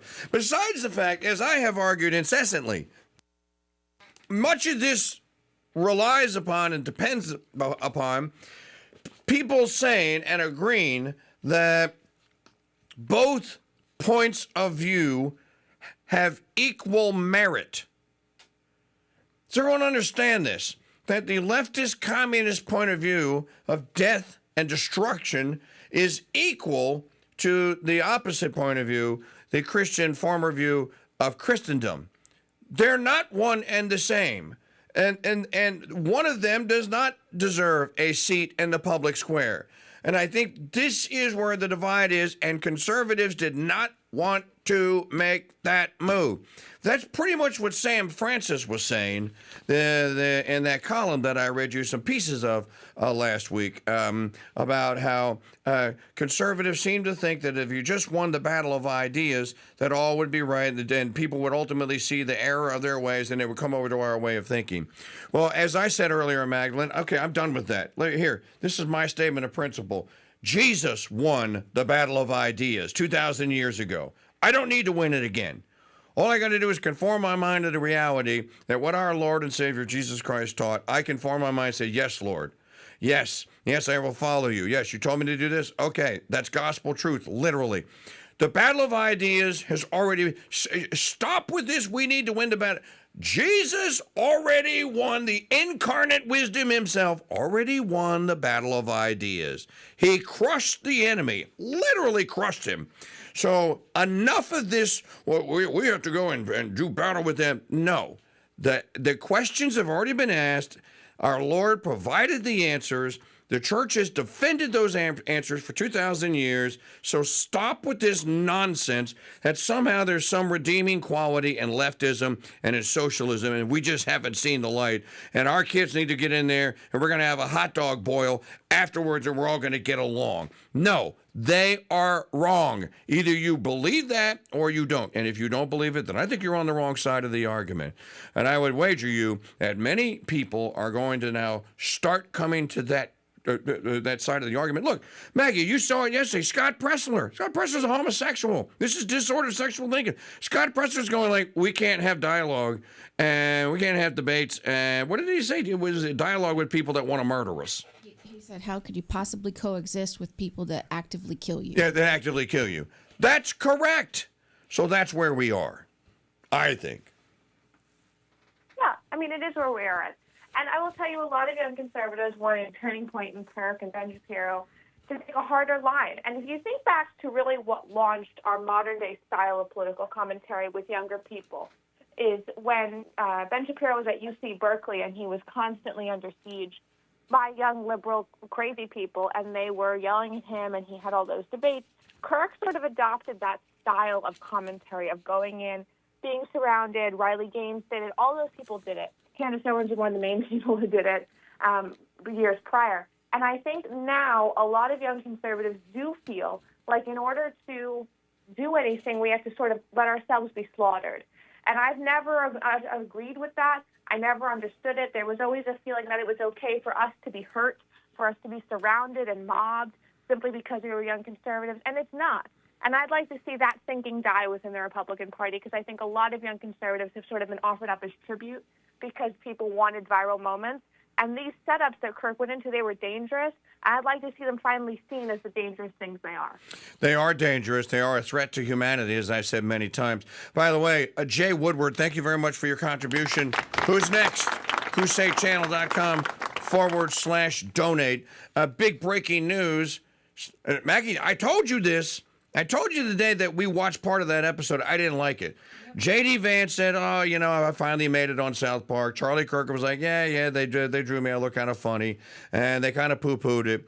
The kind of radical people that watched this iteration of South Park are the kind that can be radicalized because those guys are radical. I think they stopped being funny a long time ago, and I stopped watching it. I tuned it out. I told you the day that the South Park came out with them making fun of Charlie and making fun of MAGA influencers. I told you that I didn't like it. I think that they went too far, and that, well, that's what I said. South Park, Matt and Trey have now pulled the Charlie Kirk episode, Magdalene. Now, they say it's out of respect for Charlie's after his hatch. No, you think you got blood on your hands now. Yeah. You made fun of a man who's now dead, and you mocked him for his debate style. Things are going to change. You know what? I said it that day. It wasn't funny then, Matt and Trey. Damn you, damn you, damn you. You should spend the rest of your life apologizing to the Kirk family and to those children and to Erica. I've had enough, and I'm sure I'm not alone. No, you're not. And you know what? We have normalized young conservatives really being allowed to be punching bags for like the last 8 years. This has gone on. And it has led to violence. People have been assaulted. Riley Gaines was seriously assaulted. She had to barricade herself into a room to stop herself from being beaten. This is enough. And I don't think that older conservatives necessarily until now understood how dangerous it was. And you and I have spoken about this for years, and you understand it. It is dangerous to be a young conservative and vocal and out there about it. There has sort of been this idea that everything is just commentary, that everything's okay. This isn't 2007. This isn't the John McCain era or Mitt Romney era. Our fellow people in our age group who are liberals think that we're evil and we're Hitler. That's a different thing than they're just supporters of Hillary Clinton and we like Bush. Like, there's a difference there. And I think that this style of speaking to young liberals has to stop. We have to stop going to these college campuses in this way. Because once they killed Charlie Kirk, who I think is one of the top people, it's really him and Ben Shapiro and then the Trump family. Once he's been assassinated, all the other people who have less following, who have less security, it's open season on them. And I've already seen events that were scheduled on college campuses in the back-to-school season for conservative commentators canceled. People are afraid. And you know who the number one person across platforms that liberals are pushing to assassinate now is Matt Walsh. And they're saying it on Blue Sky, they're saying it on X, that he's the one they want next. That's insanity, and it just never happens on the other side. There isn't a person liberals and conservatives are trying to assassinate at any given time where they have a list ready. They want Matt Walsh now and then Ben Shapiro. If that happens, I just don't see how there's any moderation in America ever again. The fact that they're saying it, that's enough. Take it seriously. Take the threat seriously. I want to play you, everyone, a soundbite. Maggie, cue up digital media file. Let's do a couple of them. Start with, okay, you know what? Because the main one that I want people to hear is number 15. This is the governor of the state of Illinois, whose brother is a sister now, whose sister is a brother. This is demented, deranged, disordered thinking. This is a failure. Look, they can't help themselves, even with dead people now. Even with a man having now been assassinated, it doesn't matter what it is, it's still Trump's fault. This is inexcusable. Tar and feathering would be a kind reward for this guy. And if there are any sane people left in the state of Illinois, you need to do, I don't know if you have recalls, whatever it takes. This man needs to be removed from every public office and emolument possible. No, I think that's true. Wait, you're going to hear a soundbite. Hang on. Yeah, first I want to express my sympathy to Charlie Kirk, Charlie Kirk, obviously, become a target for somebody. I don't know whether it's political violence, because I don't know who did it. I know they seem to have somebody in custody. But I will say that matching up we saw the killings in Minnesota, with some other political violence occurring in other states, and I would just say it's got to stop. And I think there are people who are fomenting it in this country. I think the president's rhetoric often foments it. We've seen the January 6th rioters who clearly have a new era of political violence. And the president, what did he do? He pardoned them. I mean, what kind of signal is that send to people who want to practice political violence? Not a good one. There wasn't political violence on 010621 unless it was committed at the MAGA protester who was there, Ashley Babbitt. The political violence, what are you talking about? The trans shooter in Minneapolis shot children. Children! Well, it's not political violence, it's murder. You're trying to blame 010621 people for this and Trump. See, the thing is, this is now this is a neurosis. This is a or whatever you psychologists call it. This is a psychosis or a neurosis now. You are literally infected with a disease that is going to prevent you from any other we have an asteroid that is streaming towards Earth. It looks like it's going to hit Chicago. Well, if we didn't have the violent rhetoric about the Space Force coming out of the White House, the asteroid, there's nothing, Magdalene, nothing that people like him, the governor of the state of Illinois, can't you just have said something nice about Charlie and then just shut up? Well, no, they couldn't, because they want everyone to know that they don't really care and that they're in a lot of ways happy. Oh, it's loud and clear. Yeah, and I think what's very scary is that Kirk was not an obvious person to assassinate. Like, he doesn't technically hold any political power. He doesn't have any say in legislation. He's not at the White House. Like, Stephen Miller, to me, would have made more sense because his actions people are directly feeling all the time. So to assassinate Charlie Kirk, I think, is a message that they're going to take down Trump's people.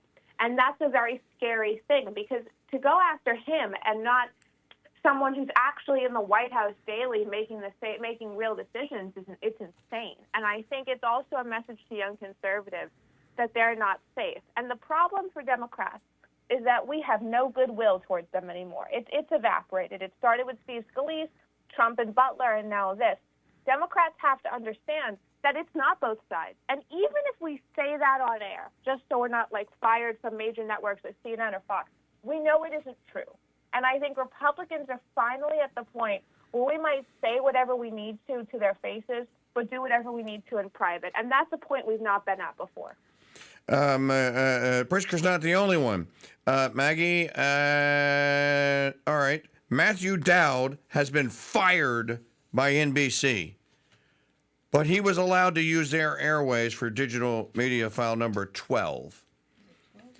Is it 12 or 13? I think it's 12. It's 12. He has been, I think it's 12. Or is it, no, it's 12. It's 12. There you go.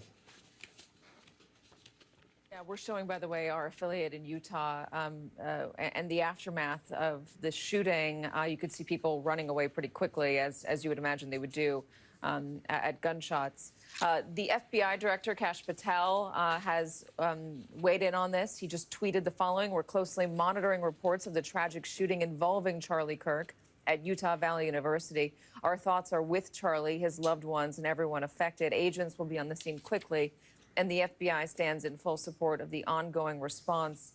and the investigation. Charlie Kirk is a divisive figure, polarizing, lightning rod, whatever term you want to use. Why? This is the one.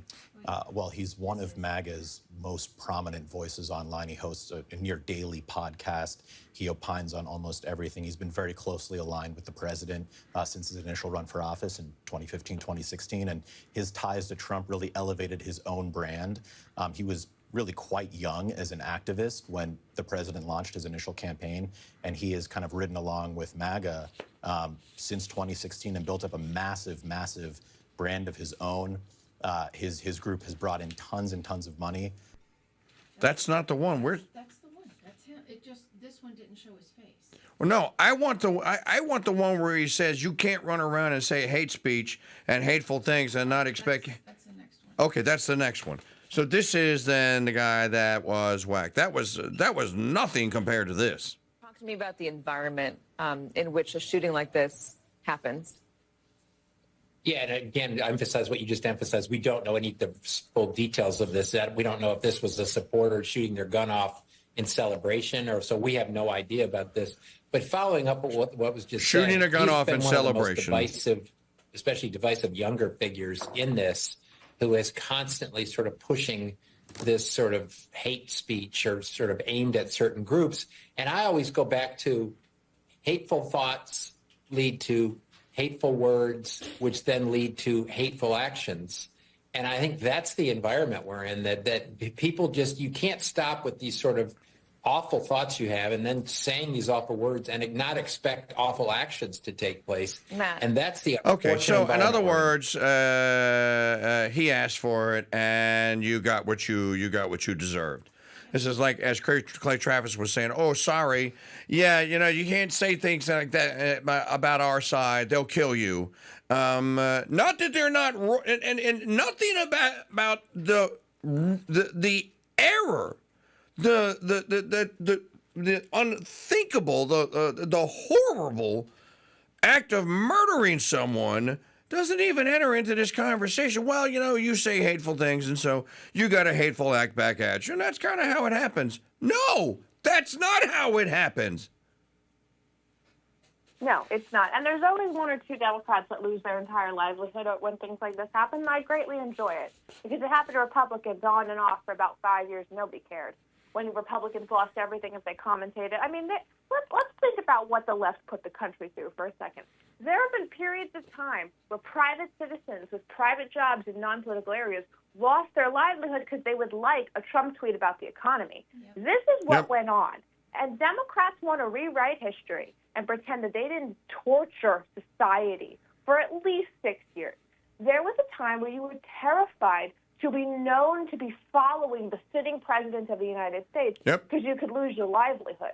Republicans have never done this to people. We have never caused people to live in fear like that. Democrats have. We don't do it because we don't care what people do on a daily basis with their lives as long as they're not hurting anybody. We don't want people to be ruled like we're in Game of Thrones. I mean, this is what Democrats caused. And I don't think Republicans are going to have any grace for Democrats anymore. If they find who did this and this person has a manifesto, first of all, because Trump is president, Cash Patel's at the FBI, they will release that manifesto. They will show the world what happened. If we find out that this is from the transgender world, the Muslim community, whatever the minority area is, I think that community needs to understand that the patience we have for their never-ending rage is over. Yeah. Oh, no, I think they need to understand that this is Tombstone. I see a man with a tranny flag. I see someone with a tranny flag. I do something to the person wearing it. You're finished. This is, look, the virtue of the American people at large is the only reason many of these people haven't been forcefully shoved back into their proverbial closets. As we have said, you said that all you wanted was to be out and be loud and rainbow and proud, and that you just wanted an equal shot at employment. And then that turned into, no, we want an unequal shot. No, now you have to accept it. No, now you have to endorse it. No, now we're taking your families away, the definition of your family away. No, now we're taking the definition of humans away. No, and now curse God and your stupid God. He gets things wrong all the time. Now we're taking we're coming for the children and we're going to sterilize them. It just one after another. The progression just keeps going and going. And what is the response of the stupid party and stupid people? Which is, it's like kind of like Gutfeld said, we're hard to radicalize. It should have been a radical reaction. We're hard to radicalize. Well, yep. I think that that era is over. Now, there were people that were speaking calmly last night and trying to speak common sense. I want to play digital media file number 17. Number 17. This is, I think it's one of Charlie's best 60 minutes in all of broadcasting. And I think it's one of the most beautiful things that he probably ever said in his life. And every word of this is true. But let me first say, I think we as Protestant evangelicals under-venerate Mary. She was very important. She was a vessel for our Lord and Savior. I think that we as evangelicals and Protestants, we've overcorrected. We don't talk about Mary enough. We don't venerate her enough. Mary was clearly important to early Christians. There's something there. In fact, I believe one of the ways that we fix toxic feminism in America is Mary is the solution.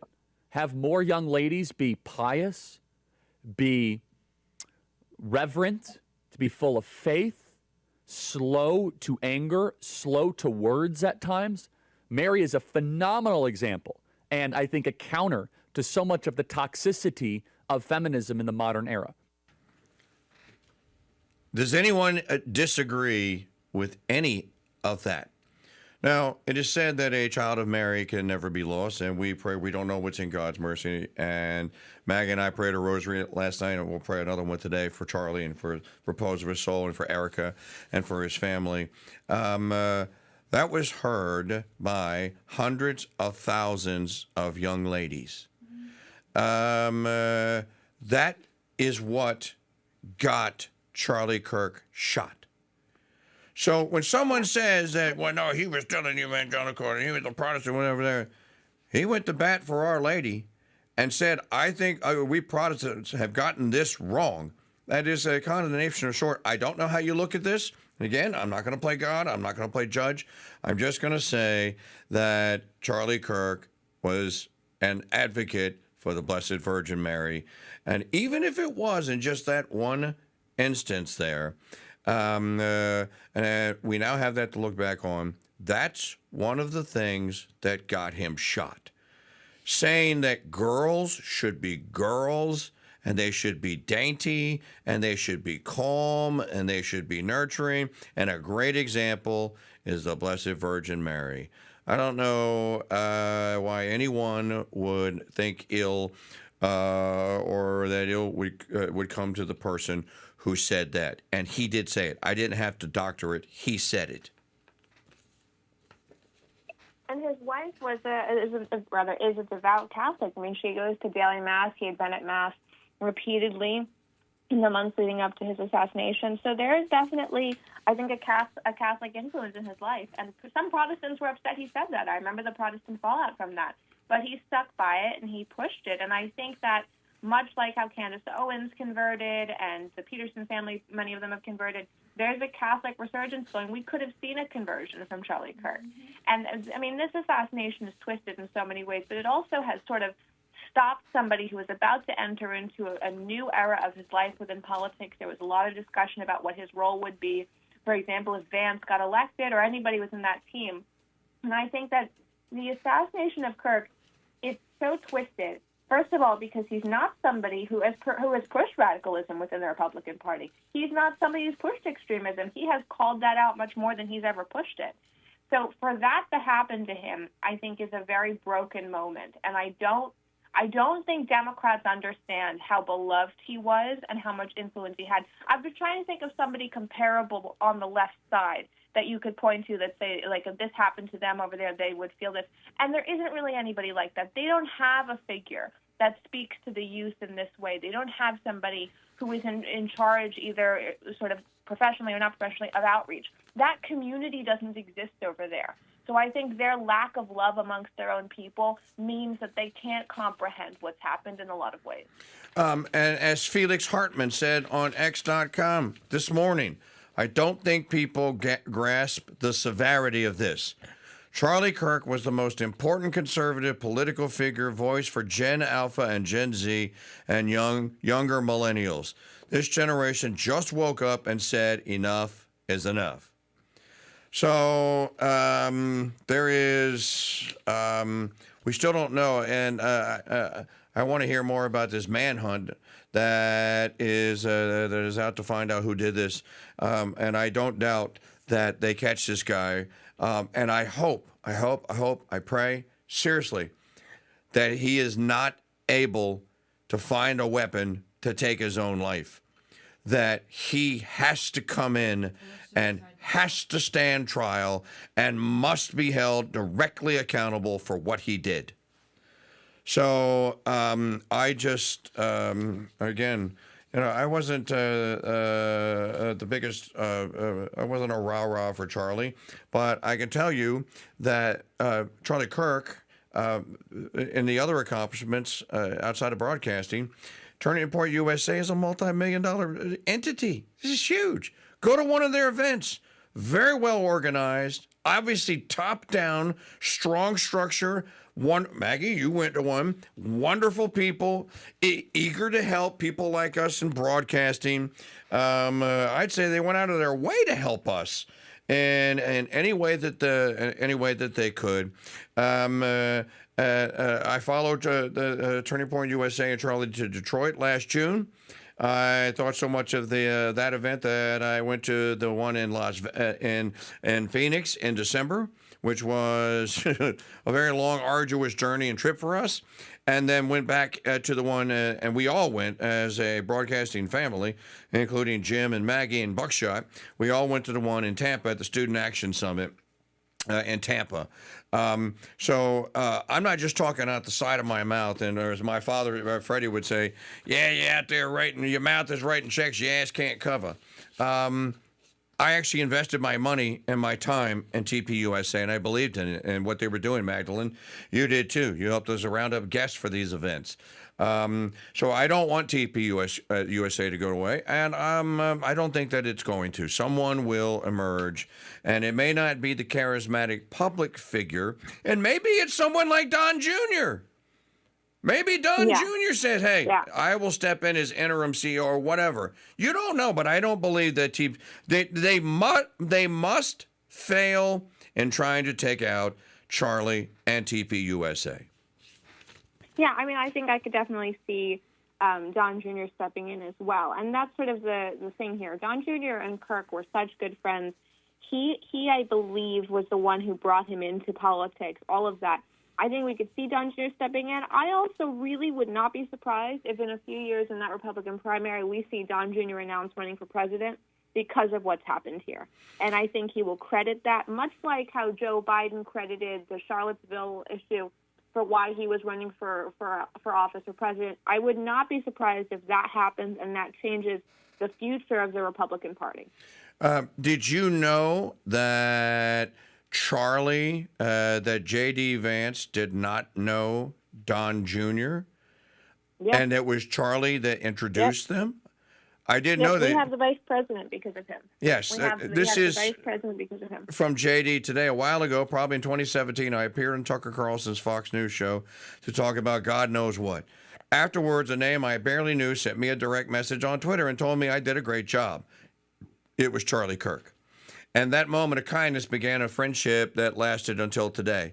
Charlie was fascinated by ideas and always willing to learn and change his mind. Like me, he was skeptical of Donald Trump in 2016. Like me, he came to see President Trump as the only figure capable of moving American politics away from the globalism that had dominated for our entire lives. When others were right, he learned from them. When he was right, as he usually was, he was generous. With Charlie, the attitude was never, I told you so, but welcome. Charlie was one of the first people I called when I thought about running for Senate in early 2021. I was interested but skeptical there. Was there a pathway? We talked through everything, from the strategy to the fundraising to the grassroots of the movement he knew so well. He introduced me to some of the people who would run my campaign, and also to Donald Trump Jr. Like his dad, and this is a quote, this is what Charlie Kirk sent a text message to J.D. Vance. Like his dad, he's misunderstood. He's extremely smart and very much on our wavelength, close quote. Don took a call from me because Charlie Kirk asked him to. Long before I ever committed, even in my mind, to running, Charlie had me speak to his donors at a TPUSA event. He walked me around the room and introduced me. He gave me honest feedback on my remarks. He had no reason to do this, no expectation that I'd go anywhere. I was polling at that point well below 5%. He did it because we were friends and because he was a good man. I think everyone should read the vice president's tweets about Charlie Kirk today because they're from the heart, Magdalene. This is the kind of stuff that you want to be remembered for. If you have to write your epitaph, you want people to tell that kind of stories about you. And there are literally thousands of them out there now about Charlie Kirk. Well, there are, and the amount of influence he had in that VP selection, people don't realize. I mean, it was down to Rubio and Youngkin and Vance, and one of the reasons why Vance became vice president was because Kirk firmly believed that he could energize particularly young men, and he went to bat for him. So the shaping of current American political systems, it partly is because of Kirk. And I don't think Democrats fully grasp that because I see a lot of them in a state of surprise that he had that much influence. I think a lot of them sort of bought into their own nonsense that he was just a commentator. And, in addition to this, one of the things that I've seen is that there are young conservatives, especially young conservative men who are much more right-wing, who have been in constant conflict with Kirk for years, who have crashed his events. There are leaders like that. And Kirk kept a lot of them sort of at bay from getting into mainstream Republicanism and young conservatism. He pushed them out. He made it so that we had a moderate force. We had an idea where many people could come in and discuss that. So for him to be gone now, I don't know if we fully grasp yet how many of those much more severe right-wingers are going to rise to prominence. I mean, one in particular I think is going to take over a large portion of the conservative world, and that's a dangerous thing for Democrats. To be really honest, it is, because there's going to be no patience or grace given to them. Well, as I said, and I told you in January, the Democrat Party is dead. It is 1836. Martin Van Buren created it after the Federalist Party was crushed and ended. And now the Democrat Party is following in the same vein, in the same footsteps as its antecedent, the Federalist Party went. It's over. There's no coming back from this. No one is going to support you. Anyone that does, literally, is going to be saying, like, I want to have blood on my hands. It's over. And it should be over. They've killed enough. Yeah, no, they have. And I will tell you that what I'm seeing in young conservative group chats and things, there's one person that Kirk sort of kept at bay within the young conservative world quite a bit. And, he's rising to prominence. And if I was a Democrat, I would much rather have wanted to contend with Charlie Kirk than anybody else in that vein. And there was a lot of anger towards him by much more right-wing young conservative men, both in America and internationally, who wanted him to adopt a much more hard right position on everything across the board. He wouldn't do it. It wasn't who he was. He was much more moderate in that stance. And with him gone, the power vacuum here, it's not just Charlie Kirk. It's the fact that Charlie Kirk got to decide which young conservatives rose to prominence. And this is sort of like a thing people don't necessarily talk about. He made the decision on which young conservative commentators were elevated and which ones were not. And that went on for good or bad for years. And he kept a lot of people who I think could have much more extremist views in the Republican Party out. And he kept them away from Trump. He kept them away from the Trump family and from high levels of Republican power. He won't be around to do that anymore. And there's nobody else who really did that aside from him, because he had the ear of the president and the president's family. So his word was gold. With him gone, the amount of people that will now be able to grow, I think he was one of the people keeping the Republican Party from being much more extreme than it could be. In the next election cycle, the voices we will hear will be much different. Well, you know what, and I agree with that. And one of the things that you're going to hear that's going to come out of this, don't forget, Charlie's television flashpoint was not his own. It wasn't TPUSA. It was Real America's Voice. It was Charlie and Bannon. Bannon is already radicalized. Those people that watch Steve Bannon every day are radicalized. And I'm not knocking them. Don't you send me hate mail. I'm not knocking them or you. I'm just saying that they are all right, what rampart do you want me at? Where is you? Where's the action? Okay, yeah, I'll be there. That is already done now. That's baked in. And Bannon now, he's too old to be the leader that Charlie was, obviously. But Steve Bannon now, and the people that are on that TV network, on Real America's Voice, and Bannon is the leader of that voice, that is what you are. This is their worst nightmare. You leftards, this is the worst thing that you could ever have done, because now you're literally going to have Bannonites unchained. Nope, we're not apologizing. This is what we're going to do. My advice to you is you better get out of the road, because we're just going to run you over. Yeah, I mean, that's very true. And it's very, very much the reality of what's going to happen. Kirk was the moderating factor in a lot of moments. And I don't think people, even the Republican Party, necessarily grasp that. What Bannon wanted to do 5 years ago was much more extreme than what Kirk did. They wanted to push a right-wing resurgence amongst young conservatives. They wanted to teach them and educate them. Bannon tried to start a school in Italy. He tried to start schools across the world, really, to do that, in partnership with Marie Le Pen's family in France. That's what went on. And sort of the response to that in the United States was Kirk kept building Turning Point. And it made it so that the areas that Bannon wanted to grow things amongst young conservatives, and the fascination he had with getting them sort of in like a school to do so, Kirk stopped that. I don't know if it was on purpose or just because of what Turning Point was, because people wanted to be in Turning Point instead. And now, with him gone, I think even though Bannon is not a young person in that regard, he has so much of Kirk's audience ready to listen to him. Yep. What he says now will be a great factor in how the Republican Party moves forward. And I think that for Bannon especially, if he wants an army of young conservatives who are much more right-wing and who think Stephen Miller is the man for all policy decisions and that we should have a DeSantis or a Vance in the White House, he can do that. I just hope he does it with some thought about how to have it exist long-term and not just a flash in the pan. Okay, I'm going to let you go, but you have to hear this. You mentioned Stephen Miller, and then we're going to close out because it's been a long day.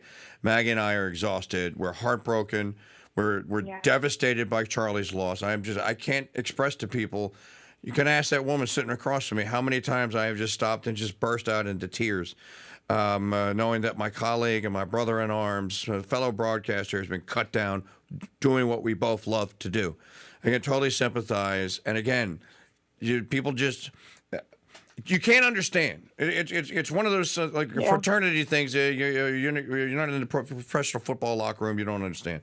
And it's not that I need for you to understand. I just need you to know that this is difficult. This is very difficult. We tried to make the best of it. And thanks to you, those of you who have acknowledged that. Thank you to the Dolans for writing, and to a few others, to the Beamans for comforting with a phone call, and others, to Mittermundi, who know that we're all hurting here. Again, our chat room is the glue of the Crusade Channel, and if you like what the Crusade Channel, again, I have to make the plugs. I'm the only one who can do it. Make a donation. Look, you're listening right now. Why aren't you joining us? Join the Crusade. CrusadeChannel.com/join. Costs $5 a month to get started. $5. Join us. we're here for you, as we have promised that we would be. And we keep our promises. We promise that when news breaks out, we'll break in. We did it yesterday with Charlie. We'll do it again. I didn't want to do it with Charlie, but we'll do it again. I want to read Stephen Miller just tweeted just moments ago, about an hour ago, this. Quote, "There is an ideology that has steadily been growing in this country which hates everything that is good, righteous, and beautiful, and celebrates everything that is warped, twisted, and depraved. It is an ideology at war with family and nature. It is envious, malicious, and soulless. It is an ideology that looks upon the perfect family with bitter rage while embracing the serial criminal with tender warmth. Its adherents organize constantly to tear down and destroy every mark of grace and beauty while lifting up everything monstrous and foul. It is an ideology that leads always, inevitably, and willfully to violence. Violence against those who uphold order, who uphold faith, who uphold family, who uphold all that is noble and virtuous in this world. It is an ideology whose one unifying thread is the insatiable thirst for destruction. We see the workings of this ideology and every posting online cheering the evil assassination that cruelly robbed this nation of one of its greatest men.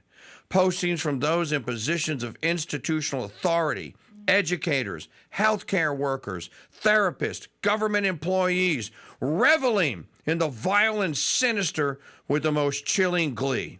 The fate of millions depends upon the defeat of this wicked ideology. The fate of our children, our society, our civilization hinges on it.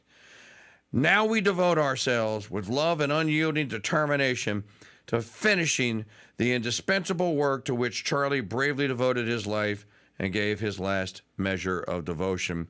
Actually, you could say he gave his last measure of blood, literally. Yeah. Literally. Yeah. And Stephen Miller is one of the people that I pray for the protection of all the time, because they are constantly coming for him, and because he understands the battle that we're in and the fight that is never ending. And I hope that conservatives understand that the crater that's been left here, it's not going to fade. There are sort of events in American history that fade. This is the kind of thing that we will talk about in 40 years, 50 years, because it is immovable, and it is I mean, no pun intended, but it is a turning point in American history, and that's something people are not going to forget, and that's why Trump's giving him the Presidential Medal of Freedom. This is the kind of thing that won't fade. As he should. And it's going to leave you guys with this thought about all of this, and about what Stephen Miller just said, and about Charlie Kirk. Gone but not forgotten. Gone but not forgotten. Remember that Charlie actually believed in these things. He didn't just walk around and say it. He actually believed in these things. There is something to say about men who believe in good things, in goodness itself, just God. God is goodness itself. There is something to be said for men that are willing, because he literally went into the valley of death many times, not just yesterday, many times. It is not, and Stephen Miller is right.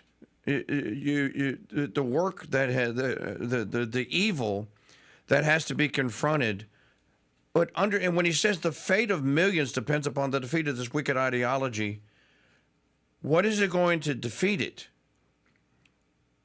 I don't believe that you can politically defeat it. As Scott Presler said, you can't dialogue with people and coexist with them whose solution to a disagreement is murder. The Democrats cheered. They booed Yesterday, when Bunny Bobert asked for a simple moment of silence for Charlie Kirk, you can hear them booing and jeering. This party is over. Stick a fork in it, it's dead. And it ought to be dead. And it ought to be buried. And it ought to be buried quickly. And for Charlie Kirk and for his family, we will continue to pray. When news breaks out, we will break in. Heaven help us if there's more news. But if there is an arrest, if the manhunt concludes, and there is an arrest and a public announcement of the arrest and the perp, yes, we will broadcast it. You can ensure that we stay on air. This radio station, we're not grifters. We don't have we don't have the kind of sponsors that other people have. We just don't. It's as simple as that. If you're a subscriber, you're a booster. And thank you very much. If you're a donor, you're a booster. And you're the reason why those lights remain on. But there's not enough of you. There never is. And I'm asking you, make a donation today in any amount. CrusadeChannel.com/donate. We're on your side. We have been. And we're professional broadcasters, and we'd love to continue doing this as we did today, as we did yesterday, and as I have been doing for 34 years. So will you join us? CrusadeChannel.com/join. CrusadeChannel.com/join. If news does break out, we'll break in. We'll say, in the name of the Father, and the Son, and the Holy Spirit, amen. Hail Mary, full of grace, the Lord is with thee. Blessed art thou among women, and blessed is the fruit of thy womb, Jesus. Holy Mary, Mother of God, pray for us sinners now at the hour of our death. Amen. Ave Maria, gratia plena, Dominus tecum, benedicta tu in mulieribus, benedictus fructus ventris tui, Iesus. Sancta Maria, Mater Dei, ora pro nobis peccatoribus nunc et in hora mortis nostra. Amen. Hail Mary, full of grace, the Lord is with thee. Blessed art thou among women, and blessed is the fruit of thy womb, Jesus. Holy Mary, Mother of God, pray for us sinners now at the hour of our death. Amen. Oh, Gloria Patri et Filio et Spiritui Sancto, sicut erat in principio et nunc et semper et saecula saeculorum. Amen. For the repose of the soul of Charlie Kirk, we pray. Immaculate Heart of Mary, pray for us. Most Sacred Heart of Jesus, have mercy on us. Most Sacred Heart of Jesus, have mercy on us. Most Sacred Heart of Jesus, have mercy on us. And in the name of the Father, and the Son, and the Holy Spirit. Amen.